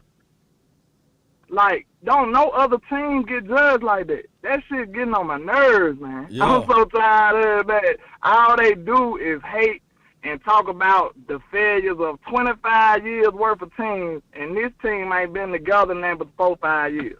How you gonna blame them for everything? They judge every other team by the tenures of their quarterback. Like, however long that quarterback been there, they say, oh, he did this, while he been here. You don't see them talking about the Browns for 20, 30 years from how long they been failing out. They don't put that evil on Baker Mayfield for all that failure they done had all them years. Yes, right indeed. along. Oh, you right. That lets you know. That lets you know how much hate that the Cowboys get out here, man. And it's really sickening, man. They just want to be us. They hate us because they ain't us, man. That's for real. No doubt, landlord. Team, all I ask, I'm finna go, I'm going to let you go. Just find me one other team that they judge off of 20-plus years of failure on that quarterback. They don't put that on no other quarterback but the Cowboys. That's My it. God, man. The landlord, hey, y'all rent due. You know, hey, he dropped it down, baby. Hey, appreciate you, man, so much. Yeah. It's all out, man. Y'all be careful, Cowboy Nation. Yeah, that's a landlord, man. Oh, my goodness. Hey, he's spitting the truth, man. We are the only organization, franchise that are the sins. They say sins of the father is down to the second generation and beyond. Well, the sins of what Jerry Wayne done did with what we had Testaverde at one point. We had who else we had? Quincy Carter, all of those boys. Drew Bledsoe, all of those guys, and it falls on Dak Prescott. That's crazy how all of this stuff, Stephen McGee's of the world, and Brandon Weed and Matt Castle, all of those boys, the sins fall on Dak Prescott. It's crazy. Good call from the landlord. A real talk. And on dime, you're live. Hello, what's going on, nephew? Nothing to it. Oh, let me put reviews up here because I got to save your name up in here. How you living? Yeah, I'm living good. I miss you sometimes because, school's back in. So, right. You know how that is. So you have those live chats during the day. Well, I'm making it happen in the classroom. So. Oh yeah. I just had a few things. Have you started reading the book yet? Stars and Stripes.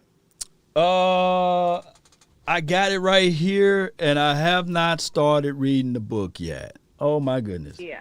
But what is intriguing to you out of this book from Mike Fisher? And I just read excerpts. I haven't read the entire book because I'm busy. Mm-hmm. But all these years, I thought it was primarily, Jerry. Mm-hmm. And Jimmy had a little bit in there too. Facts. But yeah. I feel like there's a change. When I saw Jerry Jones cry up there on that stage, I feel the dark clouds are moving away. And pride is one of those 7 deadly sins for a reason. And we have had to suffer 25 plus years because, like you said, the sins of the owner, Jerry Jones. So he's trying to make amends. I hate it took this long, but he's trying to make amends. Now, what he needs to do is go ahead and do the right thing. As Mike Fisher says, don't wait until they're both dead and have him, Jimmy, added to the Ring of Honor posthumously. So go ahead. You're starting on the right track. All of us have more years behind us than we do ahead of us. Facts. Go ahead and do the right thing. I mean, it took him this long, okay? And so I feel like this season, it just feels so different to me. The last time the Cowboys won the Super Bowl, I was in graduate school. And I will never forget that feeling. Me and some coworkers went to a bar here in North Carolina, Greensboro, that's known for being a cowboy bar. Yeah. And I want to experience that again. And my father is not getting any younger. Mm-hmm. I want the Cowboys to bring home the hardware. And I think, like I said, the dark cloud has been removed because Jerry, he's finally trying to do the right thing. Now, he needs to go ahead and put Jimmy in the ring of honor. And as Mark Holmes is, the football god will smile on us. And if you look, Mark made a very good point. Mm-hmm. Look at all the bad calls we've received. Oh, I mean, things have happened to our team that haven't happened to anyone else. And I'm going to throw this up, too. Class is in session, okay? You already know the subject matter I teach, so I always relate everything to science. Okay, we all learned about Charles Darwin and natural selection, correct? Right. In high school, in college as well. So let these people keep hating on Dak and Dallas, and we just need to go out there. I'm glad that really none of the players are really trash talking. I'm sick of trash talking. I don't want to hear anything out of your mouth. I want you to go out there and play football. Natural selection, if you remember from high school, that's the process, where organisms adapt to their environment. Facts. Let's keep it real. All the trash they've talked about Dak, he's still here. Where are those quarterbacks that were drafted in the class of 2016 just like he was? Okay, so Dak has evolved, okay? So natural selection, Dak has survived. He has adapted. You know what I'm saying? Right. And he's still here. Where are all those all-world quarterbacks? They're not in the league. So I don't want to hear any crap that they're talking about how wonderful all these other quarterbacks are. So I want us to quietly go ahead and do what we need to do. Continue to stay out of the news for foolishness, okay? And all these people that want Dak to get out here and play, just like I know, Law, they want something bad to happen to Dak, just like it happened to Tony Romo, so they can continue to laugh. They want us to continue to be basement bees. I'll leave it at that, okay? Because they need something to laugh at. The Stephen A's of the world. Right. Cronies. Right. And I'm sick of that. I am so tired of that. I've gone through this 25 years. As I said, my dad is in his 80s. I want another Super Bowl before he leaves here. That's why I'm an avid fan, because of my father.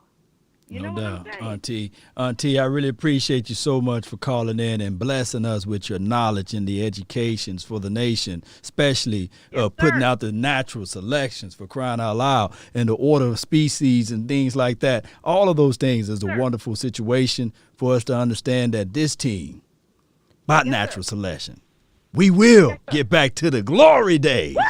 Yeah, let's go, Auntie. Let's go. I really appreciate you so much for your love and adulations. Are you not entertained? Are you not entertained? Oh, my goodness. That's Auntie. Reviews. May y'all go follow her page, and you get some unbelievable content. Oh, my goodness. We have now that's been waiting here, the 972. What do you have for the nation? 972. Once. Twice. Oh, you good. You good. Okay. What you good? Oh, there you go. Yeah, you live. My bad. Yeah. My bad, brother. My bad. I didn't know you was calling on me, but here I am. Happy to be here. Law, this is Rod. I mentioned today at practice, Cowboys practice, had Brian's jersey on. Met you a couple of times. Yeah. Just want to shout out to you, brother. It's kind of like I told you when we were at the stadium. I can't say anything but greatness from you. Keep up the fantastic work. As far as all the Cowboy haterism, if you've been behind this team for the last 25 years, since the last time we were in the Super Bowl, the Cowboys sells articles, we sell ratings, we sell tickets, right? So people are going to hate. It's just a part of being a Cowboy fan. Facts. So at this point, what we need to happen is we need Jared to continue on the pace that he's on right now. Stop worrying about selling tickets, and now start trying to get a championship. Because my man Jerry, we ain't got far to go before you go to those pearly gates. So at this point, it's time for you to step it up. You know what I mean? It's time for you to step it up. We have to be used to haterism. It's just part of who we are. It's part of being a Cowboys fan, right? But the minute we get back up in that thing, all these haters are going to disappear. We're going to be talking much trash to nobody because they're going to all run and hide. That's all I got, brother. Keep doing your thing. Much love to you. Appreciate you, man, Rod, and I thank you, man, for all that you do. And, hey, would you be at practice tomorrow?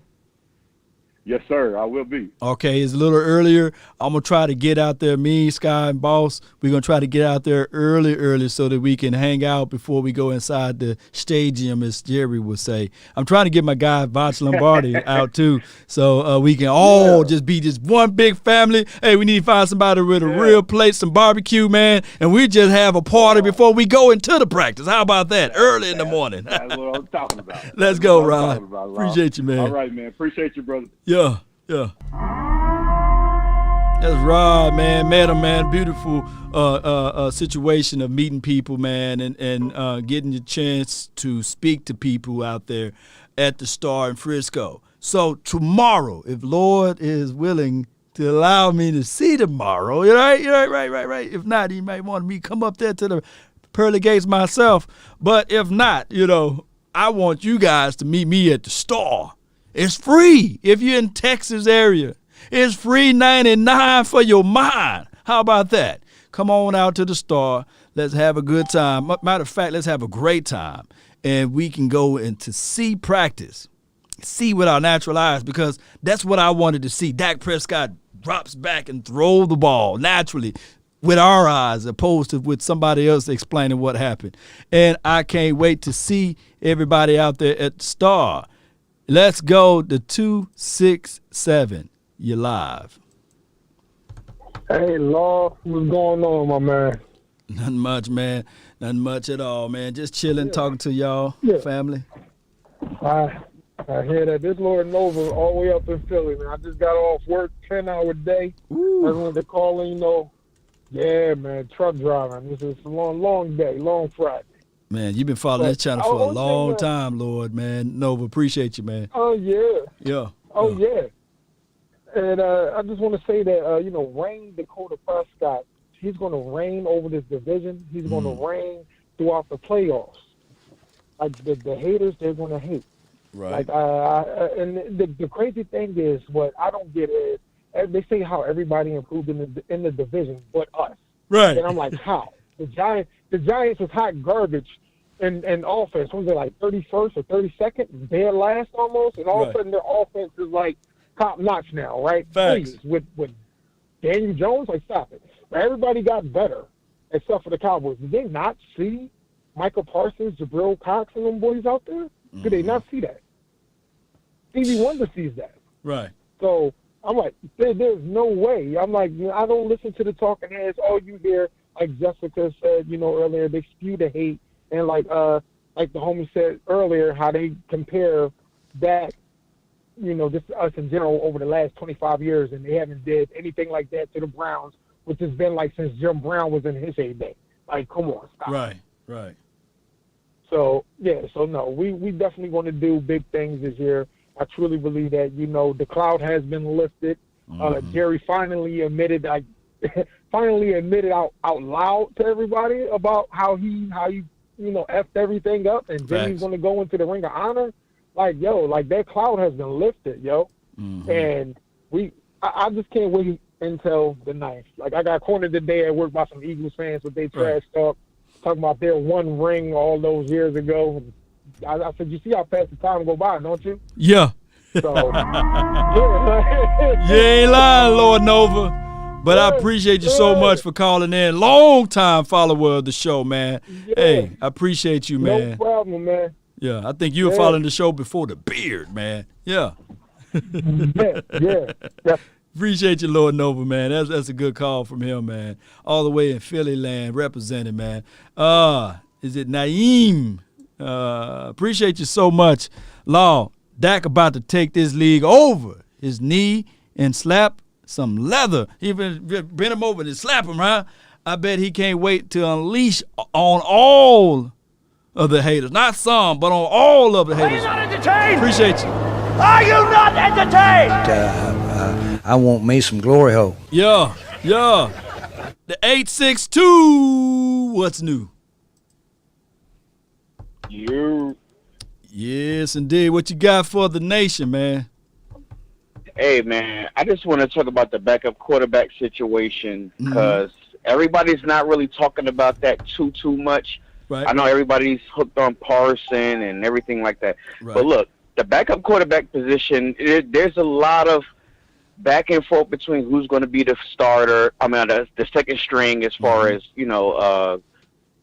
Cooper Rush and Garrett Gilbert, you know what I mean, Double G. But there's guys out there that's on the cusp of getting cut that I think that the Cowboys could go for that's better than what we have. Right. You got guys like Josh Dobbs that's on the cusp of getting cut. Dwayne Haskins. I'm watching the game right now between Pittsburgh and Carolina. Oh, okay. You got Josh Dobbs and Dwayne Haskins on the. Hey, Dwayne Haskins, Josh Dobbs is better than what we have now, right? Yeah. Nick Foles is out there. He's on the cusp of getting cut. Because who's to say that Dalton can't beat out Nick Foles? How is that going to play out? Then you look at guys like Tyler Huntley or Colt McCoy still out there. Brian Hoyer, who's a veteran. Josh Rosen. You know what I mean? Tyrod Taylor. Who's to say he might not get cut? Because they got a rookie starter and a veteran already in front of them. Like, these are guys that you have to look out for that will be out there once the cuts start coming in this Tuesday down to the 53. So I think that we should really look at who's going to be out there for the Cowboys to maybe even look at. And that's all depending on how this quarterback situation is going to handle out on Thursday at 1 o'clock. Yeah. Facts. Because they're going to look at who's better, Cooper Rush or Gilbert. But trust and believe, these coaches, remember that when they say acquisition is 365, baby. 365. Who will they go out and get if these guys don't pan out to what they need as the second starter? No doubt. That's what I've been looking at the last week. You know what I'm saying? Like, That's a good call from the 862, man. Great content, man, of spitting that out to my mind about the backup quarterbacks. Really appreciate you. All right, so we got the 318. Let's go with it. We got the 2-minute drill heavy in force now. So let's go. You're live, 318. What up with it, Law? Yeah, what's good with you, man? What you got for the episode? Oh, man, nothing. Just wanted to pick your mind a little bit, man. What you think about Hooker? You think he's going to be ready for Week 1? You think we're going to see him a little in the preseason? What's going on? Well, with DeMonte KZ still going through his situation, Hooker was back out there in practice today. He was released from the protocol situation. That means that he is pretty much released to get back out there on the field and to play. If it was a natural game, he will be out there. They played him on top of the roof, pretty good range. I just look at it like I was wrong. I thought he was going to be ready like week 4, week 5, but it seems as if though he's picking up everything quickly, and I think that Hooker will be a major impact for this defense. Right, man. I'm ready to see him. I'm ready to see my boy Wilson Man this year. Yeah. I ain't gonna lie, this is the best I've felt in a long time because of that defense. We always had some good offense, but man, this is the first time I feel like we just solid around the D, you know, even though they ain't played a snap yet, but I feel good about them linebackers. I feel good about the interior, you know, cornerback wise. We got straight safeties, good safeties, you know, if everybody's, you know, healthy. Right. So I feel like we got our spot in the playoff this year. I'm just ready for it to go make it. How long as Dak stay healthy, you know, I feel like we gonna be good, man. I'm just ready to see them boys do their thing. Oh, yeah, man, sure. I mean, they going to do it, man. I see you from the 318. That's Shreveport and everything, fam. So you already know. Ooh, baby, you know, right down the street from that. You right down the street from them. You know, you probably seen them playing in middle school and high school. That's my big son right there, man. Yeah. You know, I got my support, you know, regardless, you know. Yeah. I'm a diehard Cowboy to the teeth. Yeah, from the womb to the tomb, man. That's what I'm talking about, fam. Appreciate you, fam, for calling in. Good call from him, man. Good call from him. He scored a touchdown. Let's see if the 6-2-3 can get this 2-minute drill. You're live. Ball Yeah, what's going on, man? Ball at the 80. What's good? What's good? What you got? Hey, pretty much, man. I mean, our Cowboys looking good this year. But what I think, man, I think we need to get a top safety. We need to do some kind of trade. Our defense, man, we just need to make them better. Well, let me say this. When you say safety, are you talking about box or are you talking about free? My bad, I meant a corner. Oh, corner. Okay. So I'm saying, like, we should do a trade with the Patriots, you know what I'm saying, get Gilmore. I think that'd be our best bet. That will make us a top contender, you know what I mean, in the NFL. Our offense is already dangerous. I mean, we might as well just take that chance and trade someone and get a top corner. What do you think about that? Hey, man, Gilmore is one of my dogs, man. I like his skill set. I don't want to give up too much valuable assets for him. Like if you're saying like Gallup for Gilmore, I don't want that. But Gilmore is going to look for a bag, though. He's going to look for that paper. So maybe if you can get with Gilmore's agent and say, hey, man, we got some stuff on the side that will elevate your career all the way, you know, that will work out for him. But I just don't see the Cowboys making a trade situation because they rarely do it unless we're in that negative situation like 0-3 or 0-4. That's the only time Cowboys normally make trades. Yeah, I see what you're saying. But, I think we should just go all in this year, man. Just, you know what I'm saying, take that chance. If we lose, we lose. But, I mean, the way our offense is looking, I mean, with our defense being top, I mean, I don't see anyone stopping us. Yes, indeed, man. You at the 20-yard line, man. What else you got for the show? See if you can punch this one in. That's about it, man. Appreciate you. I mean, you won, man. Touchdown. Appreciate you. This is Sparta! Good call from him, man. Good call. He scored that touchdown. All right, we got the 469. You live. Hey, well, I just wanted to put in my 2 cents. Looks like we're going to be spectacular this year on defense. It's looking like Malik Hooker is going to start with DeMonte Casey. And Casey, he's a Quinn guy. I personally wanted to see Malik Hooker and Donovan Wilson back there. But because Wilson's dealing with his injuries, looking like the potential starters at safety is going to be Malik Hooker and DeMonte Casey. And I think that could be beneficial for us because these are veteran guys that have been in the league for a very long time, seeing a lot of football. And Joe Witt, it seems to me that he has the position that Chris Richard had a couple of years ago as the passing game coordinator. Facts. Now, we all know what that means. That means you're indirectly basically the defensive coordinator because you're deciding when the box is loaded and when it's not in the personnel that's coming into the ball game. So I believe we have the potential to really go far because this isn't going to be probably like the cover 3 and all that day everyone's thinking with Dan Quinn coming in.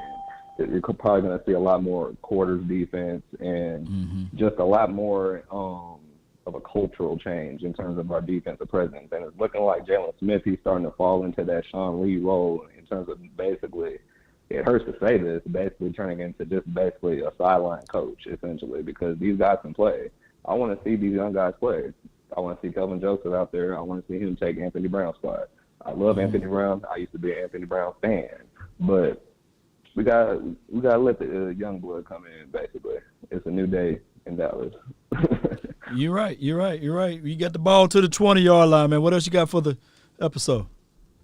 You about to punch it in. Yeah, like I said, I think our defense can shock a lot of people this year. I think we're going to shock the country, basically, opening night against the Buccaneers. So that's about it, really. Are you not entertained? Appreciate you, man. Good call. Are you not entertained? Good call, man. Good call from him on that one. He got it done in 2 minutes. All right, so we got the 9-dime in the house. What's good? 9-10. You're live. Going once, twice. What about 210? You live. 210. Going once, twice. Yo, What up, Law? I thought you said 9-10. Yeah, it was 9-10 earlier. Then he moonwalked up out of here. So then I have a 2-10. So I said, well, let me go to the 10s over here. So what you got for this? The ball is at the 35. Let's see if you can take it all the way down for a touchdown. What you got for the show? Yes, sir. This is Wing Marvel with the Marvel Land Group. What up, my man, Law? Okay, let me save this up in here. Marvel Land, what you got for everything? What's on your mind?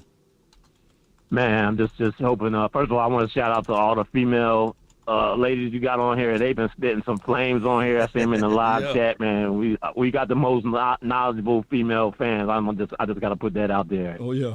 Number one. And then next, I just hope our offensive linemen. We ain't had much time to play together. They got to get in sync early if we want to get started. Start off the season right, man. They got to be in sync. We got some tough defensive lines coming up, and they got to protect Dak. They got to get holes for Zeke so that he can get into a rhythm. They ain't been playing much this all season, so my prediction, they might start off slow at the beginning of the season, but by the end of the season, I think they're going to be rolling. We're going to be one of the hottest teams coming at the end of the season. We're going to come in the playoffs hot, and then we're going to be real dangerous after that. No doubt, man. And so I'm just hoping that our young DBs, if they they might get picked on early because they're rookies, but hopefully, we got some DBs. They got the high football IQ, so they're gonna catch on late, and then they get a couple picks, get a couple tip drills, pass deflections, and then the offense is gonna slow down trying to pick on them so much. So I think the second half of the season I got more optimistic than the first half, but overall, I think we way better than we are last year. So, yeah, I feel real good about how the season going to turn out. Man, I'm following right along with you, man. As we got the ball all the way to the 10-yard line, what's your final line for the mind? Marvel Land. Final word is salute to the dog OJ. Law Nation, been rocking with you since before you had the beer when they was getting YouTube to get ready to shut you down. Right. And you was about to you was on YouTube crying about you was about to cancel your channel. I was like, no, Law, don't go. And people don't remember that. I was there live in action when you was doing all that, so I'm glad you stuck around. Man, and now you done put all these boys in the I tell them all the time, like, you the Nate Dogg of the other round tables. Whenever Nate Dogg was on the record, it was a hit. Whenever Law Nation was on a round table, it's a hit. So I'm telling you. So you remember the very first round table was me, Foots, and Joe Rod. And I was trying to recruit Botch because Botch, I saw his passion and his energy, man. And he was just doing strictly all teams, man. He was doing like Browns coverage, Jaguars coverage, and everything. And he did a piece on the Cowboys. I said, hey, man, you got to come over here and talk this stuff. Hey, man, you spitting the truth. Botch is the king of the all 22. When you want to know something about the offensive and defensive line play, that's when I was coming to his channel. Yeah. So when y'all all came together, I was like, man, this going to be something special. Man, I visualize it, and I'm glad that the round table is what it is now. And then Okoye, his rookie year, man. Okoye made it too. Oh my gosh, when Okoye, I told him, I said, I don't think nobody else can ever trump Okoye's rookie year on the YouTube. No. And then right before that, right after that, Skywalker come and just break the internet. He's the rookie of the year. I mean, he was rookie of the year last year, man. You can't name another YouTuber. Jay Tuck the rookie of the year this year. Oh yeah, Jay Tuck, man. Oh no, though, man. Cowboy fan talk, he up there, man. Rome, check him out. He coming up there. Too, he coming up there. So it's just between those two right now. Rome. Yeah, Rome in the house. So man, those I love it, the passion and everything. And you already know the person that gave me the inspiration is Shango, man. Nobody trumps Shango to me. Yeah, that's just Shango, Mark Holmes. They're like one of the original OGs. Original, man. You still scored a touchdown though. Before Jeff and Kavanaugh and all them boys came in, you was on there before all them boys. I just want everybody to know that. Yeah. And when they saw you seeing how you was moving, then all of a sudden they want to get a YouTube channel. Oh my goodness! But Jeff is my dog, and Mike Fisher, we call him Uncle Fish over here, man. He's the truth too, man. So we work with them guys all the time. So shout out to them, man. I told Fish, I said, man, if the pandemic didn't happen last season, he would already be at 100,000 because he's growing so rapidly. And Fish, man, he's one of those guys that he's a plug. He's right in there, regardless of the situation what people think. Fish been there forever. Yes, fam. But appreciate you, man. Thank you so much for calling in. Yes, sir. Are you not entertained? Yeah. Are you not entertained? Before the beard, the voice was still the same. It's just I didn't have the beard, man. 951, you're live. First and foremost, Law, one of your newer viewers. Appreciate you. Yeah, because I appreciate all the content, first and foremost, because you speak real facts. I get tired of watching clowns like Skip Bayless on live and just sit there and think he know when he's falling out the Cowboys. Sometimes he has some good takes, though. I'll admit that. Facts. But most of the time, terrible. Terrible. Especially I'll be letting Shannon talk about us like a dog. But I want to say this defense this year looks like it's going to cause some ruffle some feathers. I'll tell you that much. I want to see a lot on Nashawn Wright, though, for sure. I think he could do something great, honestly. Oh, yeah.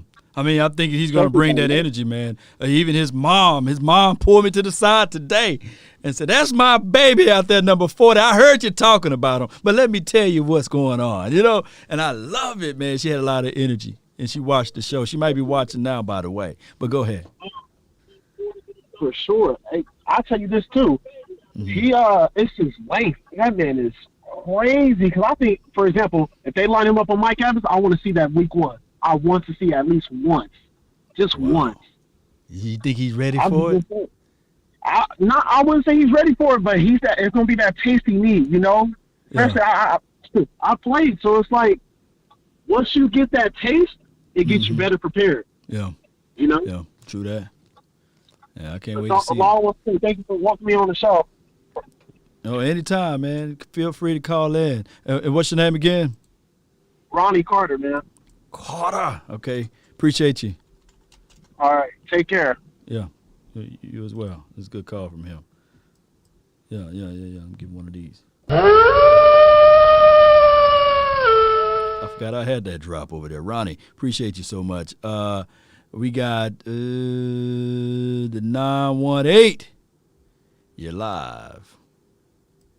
Well, how about the ball at the 50, man. What's good? Come on, let's punch this one in. 2-minute drill. What you got? Hey, man, I tell you what. Remember when Leighton telling Parsons said, "Hey, you just got to know when it's your time, when it's your play." Facts. I love it when he said that, and I think that you're going to see 1 and 2 coming out with those two guys.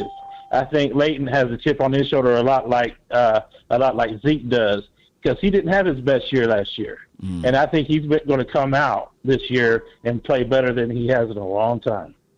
Oh, yeah. And I think that all of this stuff, man, a new coaching environment, a new philosophy makes you feel like, hey, I'm going to play better because this is something that I can relate to, opposed to what they was doing last season. Yeah, exactly right. And I think the whole defense is going to step up, D-Law and everything else. Oh, yeah. I'm really rooting for D-Law because now we can really see how he will look when you have somebody in the interior demanding two or penetrating and getting upfield. And then they're going to try to widen their stance, and that means that more pressure going to come from the interior, and it can open up so many things. Yeah. Exactly. Yeah. Not to mention drawing attention on the other side with Randy Gregory. So, yeah, the defense, the offenses are going to have to be careful how they play us because, we got so many weapons now on defense. They're going to be like, okay, do we double D-Law? Do we double Randy Gregory? Do we take care of Parsons? They got so, and then you forget about Leighton Vander Esch or some of these other cats are going to be coming up. Mm-hmm. Oh, yeah. I mean, you spitting the truth today. Yeah. Ball at the 1 yard line. What you going to do? What you going to do? You got 11 seconds. What we got for the show, for the rest of it? Well, I'll tell you what. I predict we're going to take week 1. It'll be close, but I think we take it. Are you not entertained? Good call from the 918. Man, that's a great call. Oh, my goodness, man. That's a good call from him. And he scored the touchdown, got it all the way down to, it was at the 50. Of course, we had called some timeouts, but we were able to get there to the 1 yard and score it in. But now we got RC from the 601. What do you got for the nation? What it do, Lord Nation? It's your brother from the same mother trying to call people. What's cracking like a big Brody? Nothing much, man. Hey, I'm going to start you at the 90. You got a long way to go, bro. What you going to do since you're a 49ers fan, you know? Well, look, I'm a 49er fan, but I'm a meticulous work my way down this field, man. I want to call you, ask you, what is your desired idea tell people at Dallas Cowboys to kind of help transition your defense into this new regime with Dan Quinn? Say the desire. What would you say again? Say it again. Your desired time of possession. Oh, time of possession.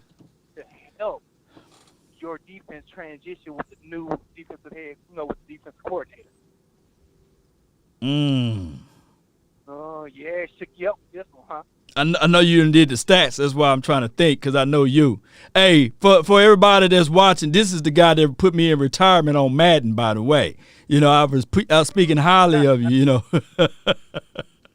Yeah, you put me in retirement, man. I told there was a rule that you couldn't play with Michael Vick, nor Donovan McNabb, or any quarterback that could run, because he even got Jeff Garcia. I'll never forget. Got dogging you. Yes, sir. 32 minutes. Yeah, that's a long time. 32 minutes. Yeah, but that's my question, man, because I know you guys got a great offense, you know what I mean? I know that's your strength, and I know y'all have great hopes for your defense and what you guys got cooking up. I'm just trying to see how y'all going to implement Dak back into the system.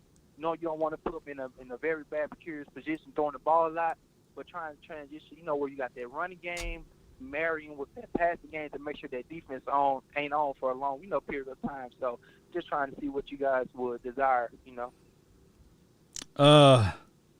Transitional into this defense.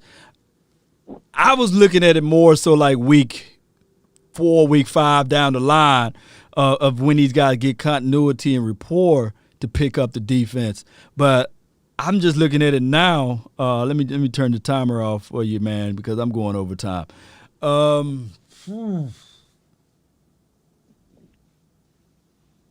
It's two types of defenses, Ryan, though. You know that, right?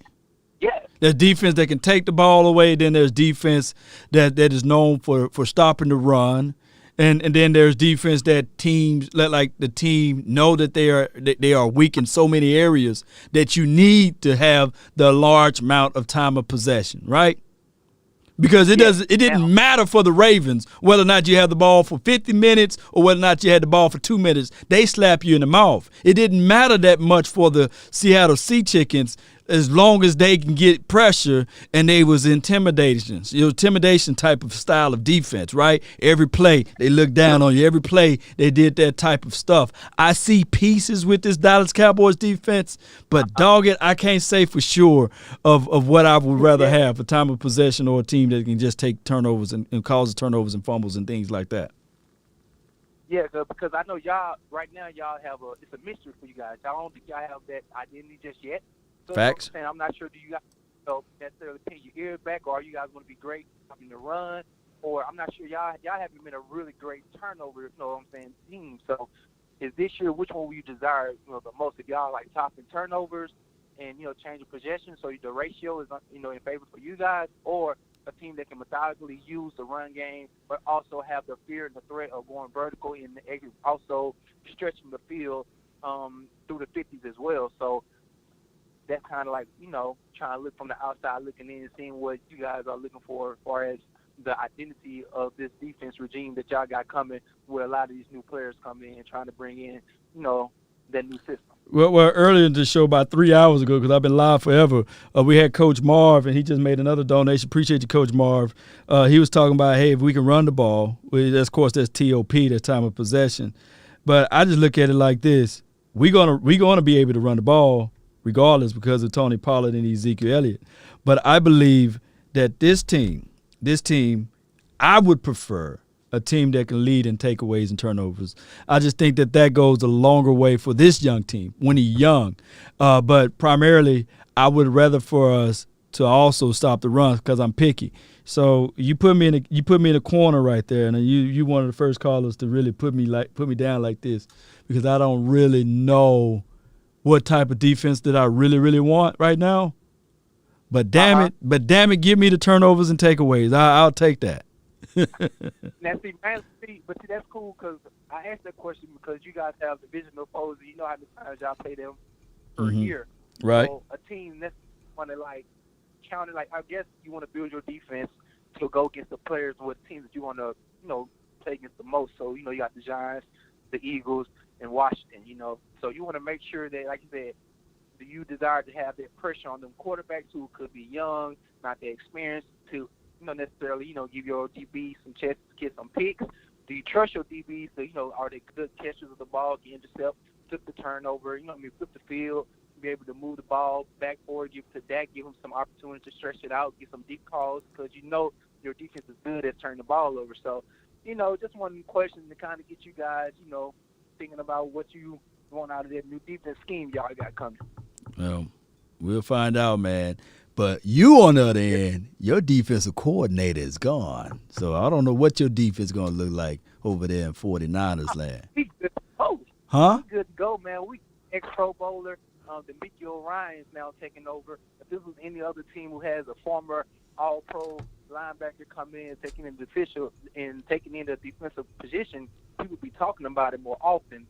But quiet as it's kept, our defense is looking nasty. Y'all might want to look at the waiver wire to see anybody we release from that D line because we deep. We got 10 to 12 people deep on the line, and they go be killing. All right, we're going to be taking a look, man, because we probably need a 3-tech to help us out down the stretch. I'll be taking a look at the 49ers. I normally call them the 40-winers. I can't wait to look at those guys on that team. I can't stand y'all. I can't stand y'all. I can't stand y'all. It's all good, but look, hey, we coming hard this year, man. I'm glad your team looking on the up and up. Should be a good competitive year, man. I'm thinking y'all might get probably 10 wins in. I think that would be great. 10 to 11 wins. So I think y'all can do it if y'all trust the process. Trust the process. Oh, Lord. Hey, who won the starting quarterback over there? Was it Trey or is he going to be Jimmy Garoppolo? Man, they going to give it to Jimmy G, man, because they got, look, the first week, that's $25 million guaranteed.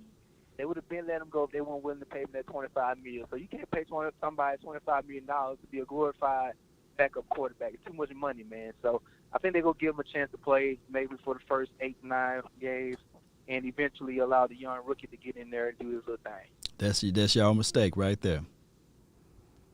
You see what the Sea Chickens, what the Sea Chickens did? They paid Matt Flynn $15 million. I know $15 million is different from 25, but if you do the calculations at the time, it would probably have been upwards up to 25 at the time. And they had Matt Flynn, and they sat there and said, you know what? We ain't finna start Matt Flynn. We finna start the better quarterback, and the better quarterback at the time was Russell Wilson. But by you guys doing that, that's what makes y'all the 40-winers. And that's why you gonna be calling me saying, and I'm like, yeah, see, there you go. Look, Jimmy got to the Super Bowl, so he got a little leverage right now. So unfortunately, we got to roll with the one who took us to the big dance. So he didn't win, but he took us there. So he got a little leverage that he has to, use against the team itself. So unfortunately, we got to let him rock for a little bit. No doubt, man. Appreciate you, man, for calling in, Ryan. All right, appreciate it, man. Y'all take it easy. Peace out. Are you not entertained? Are you not entertained? That's a good call from him, man. Good call from my brother, man. He's a diehard 49ers fan. Trust me, the brother know his football, and I'm not saying this casually, but it's just one of those things. Whereas it's a brother rivalry. We got the same blood in our veins, and it just so happened that I thank God that I'm a Dallas Cowboy fan and he's a 49ers fan. Well, he should have been a Cowboys fan, but I don't know what he was thinking. But it is what it is. It is what it is, Cowboy Nation. The 956, you already know who it is when he speak. You're live. La Cowboys Nation, ¿cómo están? How you doing, my brother? Man. And it's a no-brainer. Yeah. I think if you win the turnover battle, I think it's close to 83%. Your chances go up of winning.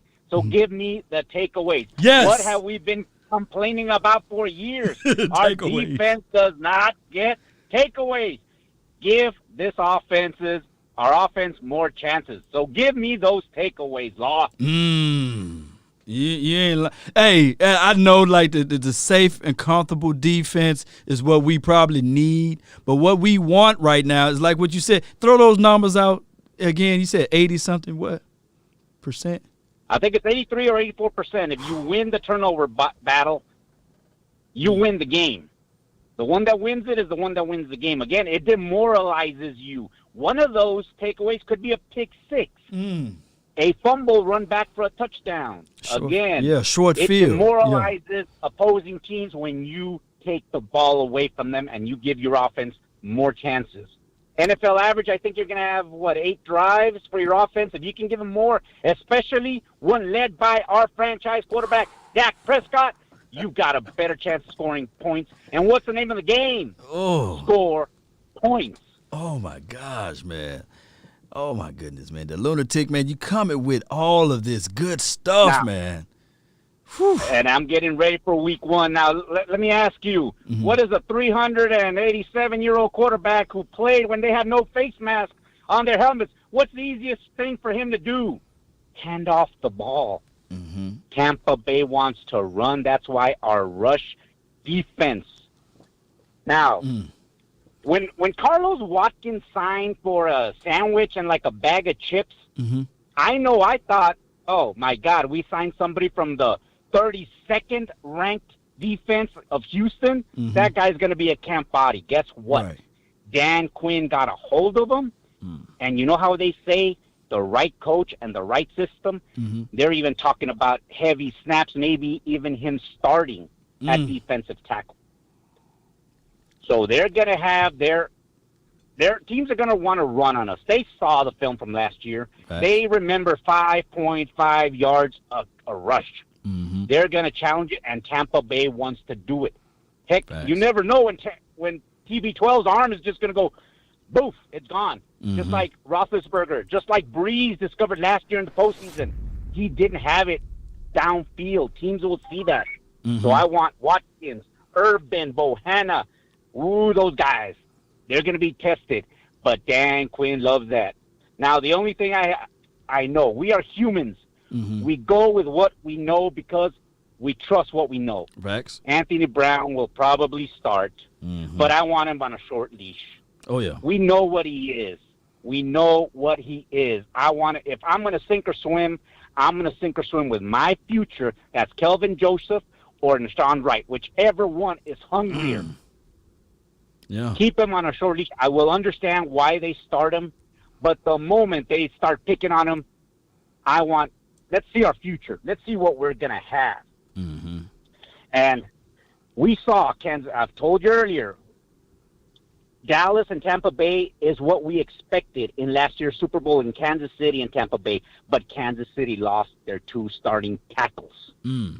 Facts. So you're going to see in this game now, our offensive line, please, Mike McCarthy, sometimes fantasy football is correct. We were saying, why is Steele out there? Move the future Hall of Famer, Zach Martin, over to tackle and put another guard in there because that's the solution. He didn't, I'm too many moving pieces. The fans saw it before he did. And what ended up stabilizing it? Moving Zach Martin. Facts. So let's just do that. Our top 6, our starting 5, and McGovern. Let's not be open to, Tyron Smith is 30. Zach Martin is 30. Coming off of injuries. Let's be open to, hey, let's do this because this next 2 years, 3 years, starting from the NFC East, the East should be ours for the next 2 years. Facts. So hopefully our offensive line stays healthy because we're going to go as far as our O-line and Dak takes us. Now. No doubt. My God, the lunatic, man. Hey, man, just give me a final word or something, man. Zeke is going to love our third running back because it's going to be a fullback. Ralston is going to make this team, unfortunately, Rico got injured. He's gone on IR, but that gives us a chance. The third running back will be a fullback. Mike McCarthy loved them in Green Bay. He made them work, and I think he's going to nudge Kellen Moore into keeping Ralston and lead blocking for Zeke, blowing up that linebacker and letting Zeke run. No doubt. Zeke man. has done everything. Everything we've complained about in the past, he did this offseason. He put in the work. Now it's his time to shine.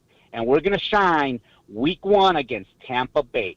Him, Dak, and our receiving core. And on defense, the NFL is going to learn about Randy Gregory. I'm predicting he's going to be our defensive MVP because Tampa Bay knows Tank. They know about D-Law. They're not going to live. They're going to gamble on Randy Gregory, and Randy Gregory is going to introduce himself to old man Tom Brady, as well as Micah with that energy. Running 140 miles an hour everywhere and blowing stuff up along the way. I love it. Appreciate this you. This defense does not need to be top 5. We're going to have a top 3 offense. Our defense is going to come along for the ride and blow stuff up on our road to the playoffs.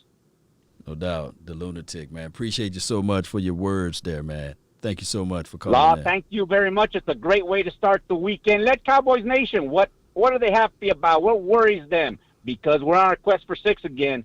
We're close. We're closer than we've ever been. Jerry Jones is 78, going on 79. He knows he ain't got many years left. Yeah. So he is win now mode. Don't worry about the backup quarterback. We'll keep Gilbert for the first week and then see what's available. But let's go, Cowboys. Let's get ready for Tampa Bay, and we're going to shock the world. As Madden said, you want to beat a champ? Week 1, we're going to beat the champ. Go, Cowboys. Yes, indeed. Are you not entertained? Are you not entertained? Are you not entertained? All right, this person been waiting forever and a day. 972, you're live. Yo, what up, Law? Nothing to it. You're the final call of the day, man. It's your world. Talk to me. All right. I just got 2 bulletin points, and that's it. All right.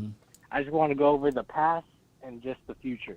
Because I'm telling you, the past was our wasted years. Because I went over what we kind of like effed up in a way with Jason Garrett and Rod Marinelli. How do you pronounce his name? Marinelli. I just Papa Rod, man. Marinelli. Yeah, man. Hey, I just call him Rod. Yeah. But does he even have a job anymore?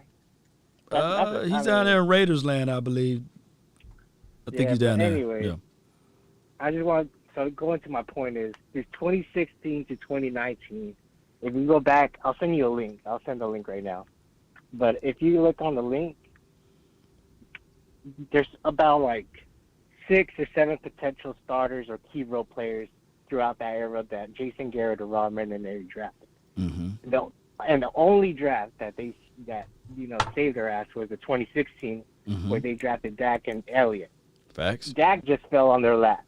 Literally they weren't expecting Dak, but I mean he literally provided so much for the team already. Facts. Now through the 2020 through the 2020 or current era, we have potentially around 7 or 8 potential starters through the 2 seasons from Mike McCarthy and just the Mike. I'll call it the Mike McCarthy era, just because we got CD, Diggs. I see Bradley and Nia making a key rotation on the when Lawrence is taking breaks. Parsons, Osoa, Jabril Cox, and then my bubble players making this team is making Kevin, Deshaun Wright, and etc. So this team has been drafting better, and I think they're going back to their old ways. Speed, talent, and that dog attitude. You know that? No doubt. Appreciate you for calling in. Hey, turnovers on downs, but hey, it is all good. You got another chance next episode. Appreciate everybody for jumping in and calling in and being part of this particular show. Hey, we're gonna try to do something. I got a lot of work to do tonight as far as that upload, so look for around 1 or 2 o'clock because it's gonna be late, man, whenever I get a chance. But I gotta go grab me something to eat. I got to go watch Candyman on bootleg right quick. with the loved one, and then we're gonna try to figure out this film. But we'll be up bright and early in the morning at the Star, so I can't wait to see y'all faces out there and get things going in the right direction. I really appreciate those who called in. I thank those who donated. Let me see if I can go through the list. Shout out to you, Marv. Coach Marv P., thank you for your donations. Shout out to you. You made 2 of them, man. I really appreciate you. And shout out to Jimmy07, man. Appreciate you for making your donation. And Naheem. Law Nation with up. Hashtag salute. Marvin, oh, man, you made a donation earlier, too. The AI, she's now up, so she may be going through everything. But I really appreciate everybody, man, for being part of this beautiful episode. And, hey, that's just how life is, Cowboy Nation. When you think that this journey is coming to an end, no. They say the man who walks 1,000 miles, the journey begins with 1 step. But even when he gets to 500 miles, he continued to move. He continued to grind. He continued to put his mind to these things. But I come here to tell you guys, let's continue to put our mind to it, but don't be like Mike Meticulous Detail Podcast. Don't say Candyman 5 times, right? In front of a mirror, I think. But as you guys open up your heart, soul, and sinew, I might want to tell you guys this secret. Write this down. If you want a thing bad enough to go out there and fight for it, to work day and night for it, to give up your time and your peace and your sleep for it. If all of your desires of it makes you quite mad enough that you don't get tired of it, and it makes you hold all other things tawdry and cheap for it, if life itself seems empty and useless without it, and all that you scheme and dream is about it, if you will gladly go out there and sweat for it, and fret for it, and plan for it, and lose all terror of God or man for it, if you will simply, just simply go after the thing you want with all of your capacity, strength, and scarcity, with faith, hope, and confidence and stern pertinacity. If neither cold poverty or famish or fame or sickness of body or brain can turn you away from the thing you want, if dogged and grim and besieged and besetted with the help of Almighty Cowboy Nation, just like Auntie Reviews said earlier, natural selections of your mind, heart, and sinew, you will get it, Cowboy Nation. Let's go. I see Ben DiNucci. Even you can get it. Yes, but you just got to focus your mind to it and look at the things that you did wrong and recreate them to make them go right. Ain't that right, Jay Worthy? Shout out to you, Lord Nova. Thank you for calling in. Shout out to everybody, Jay Lombardi with the party. Really appreciate everybody. Hey, he's one of the new mods. So, hey, if he kick you up out of this thing, that's because I trust him. Right, Cowboy Nation? So let's continue to grind and shine for your mind. Open up this thing for DC for life. Dak Prescott is our quarterback. Let's go. Let's continue. Let's get this thing going. Be sure to like, subscribe, follow the nation, baby, as we on this pace, this pathway, just like I said earlier. For that Lombardi, that Super Bowl, those footsteps are moving as long as with the nation. Let's go, Cowboy Nation. Let's go. Hey, come on. I know somebody ready to hit the wall now. Come on. Let's go. Yeah, QBO 88. Tell them. Nowadays, nothing really is safe. Only one Quest of me for and 6, nobody baby. like me. Quest for 7. Quest for 8. Quest for 9. Quest for 10. We on it, baby. Yeah. Hit the door and the doorman just whole team here might need some. Still young, but I move like a new deal to my lawyer. If you're down in my management, hold your drinks up, baby. Come on. Producers saw the numbers one. Shout out to all of the people, man, that subscribe. Let's go. The time when you're talking up, wanna get you a ring and you tough enough. Wanna get you new things with your pockets dull. Run it up. I used to be quiet and out of luck. Now I move up and move humble. Shout out to the stars. Appreciate y'all. I love y'all. Nowadays, nothing really is. Joe, I see you. Ernie, I see you, fam. Richard, shout out to you on the Facebook group.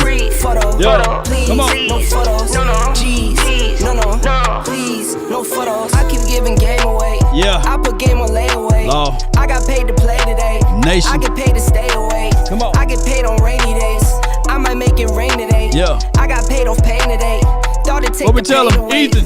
In my own lane, finger roll. I would never sell my only See soul. y'all tomorrow Heard at the your Star. whole team was for sale. Heard Come us on. on the market for the low. Who the realest, we might never know. Lord. All this acting, you gon' play a role. Give Yeah. you the world when they sign you up. Hey. Try you out and then they line you up. Yeah.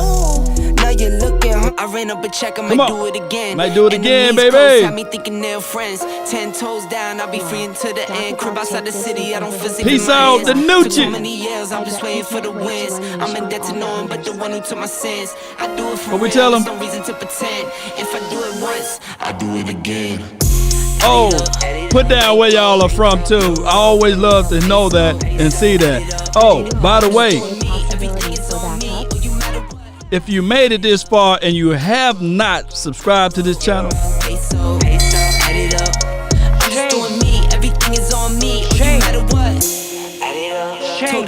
if you don't like the nation right now, hold on. We need a guard not sold on Williams or McGovern might be a problem. SMH. No doubt, Marv. Coach Marv. But if you have not liked this nation, or you have not subscribed to this nation, or if you have not shared this content, yeah. Shout out to Irv, the 909 in the house too. Appreciate you. Irvin, Texas, D-Town, Texas. I see you. I think I fell in love with the bank. To go to Indy. The pounds has fell way off Jalan and LVE play has hurt once he left. Yeah, no doubt. Let's go, Cowboy Nation. Appreciate those who make the donations to help elevate this thing, baby. We out. Yeah. Yes, sir. J. Lombardi. That was easy. Come on. Told you I'ma do me. Why you hating on me? It's not adding up. Told you if it's all me, everything is on me. Gon' back it up. Matter what. Told you I'ma do me. Why you hating on me? It's not adding up.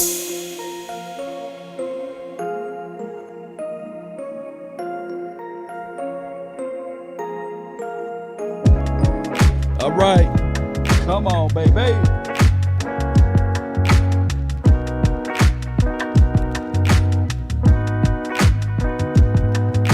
North Carolina. Cake Hustle is in the house. Yeah. Come on. Take a drag of my cigarette. Breathe me out. Breathe you in. All the haters, want you to lean forward just a little bit. Yeah, right there. Come on. Don't let the street lights hit you all alone. You know it's dangerous. Austin, Texas in the house. Appreciate you. Y'all be sure to check out Mark Holmes' channel. One of the innovators. Shout out to Joe Rule Sports Reports. Be sure to check out A to Z Sports. Check out Paul's Cowboy Sports. Okoye and Foots the King and Bots Lombardi. Georgia in the house. Appreciate you. Cowboys Fan Talk. Space Cowboy. My Cowboys family, by the way. Shout out to Marshall, Texas. Come on, turn me up.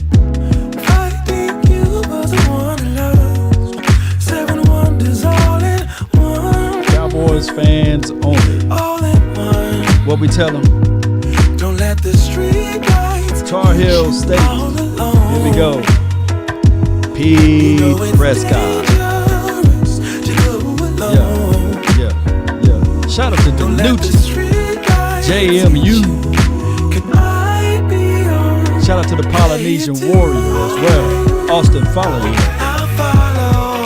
Trips Aces. I see you, fam. Coach Marv, the infamous Coach Marv, by the way, head Coach Marv. If a paper crane can fly. Oh, Sheila, I see you. Much love to you. So far, so far. If a paper crane can fly. doesn't feel that far. So far, so far. If a baby grain can fly. Hey, remember, Fly on, fly on, fly you're on, listening fly on, fly on. to nothing but the best. Shout out to Lil Dallas. Cowboys, I see you, fam. Lil DC in the house. Gary Stokes. Yeah. Have to be your biggest fan. And No. Gary Stokes, you in Cowboys country. The Falcons. Just whoosh. They have a piece of it.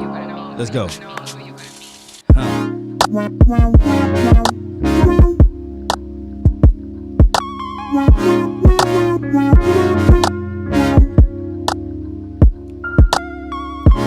Appreciate one of the sponsors. Powered by The Game Day. It's a new sports and sports betting media company built for today's fans. Check out the link in the description box, Cowboy Nation. The latest sports book and promos, betting tips, and beyond. Let's go. Be sure to click that link. Let them know that Law Nation sent you. because you don't know who you're gonna meet.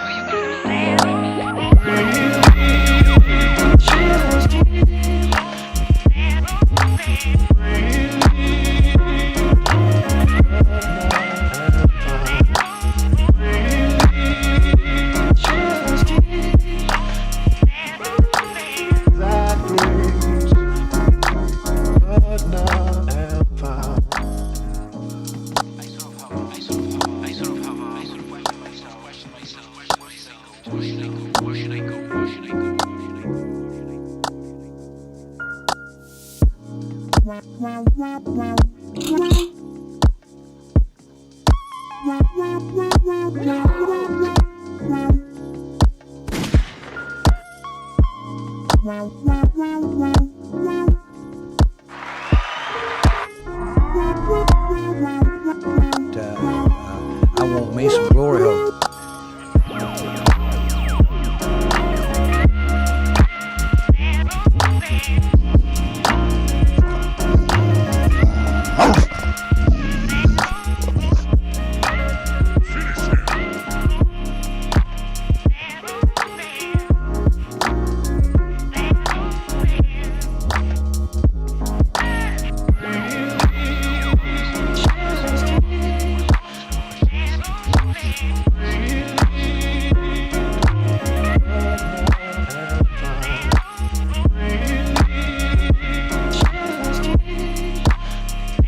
Michael Campbell, let's go. Category 3, y'all stay safe.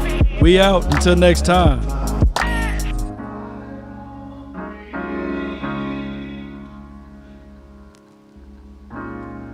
You have to be your biggest fan. And when things are really tough and they're really rough and nothing's working, but there's something inside of you that says, I just have to follow that. Because you don't know who you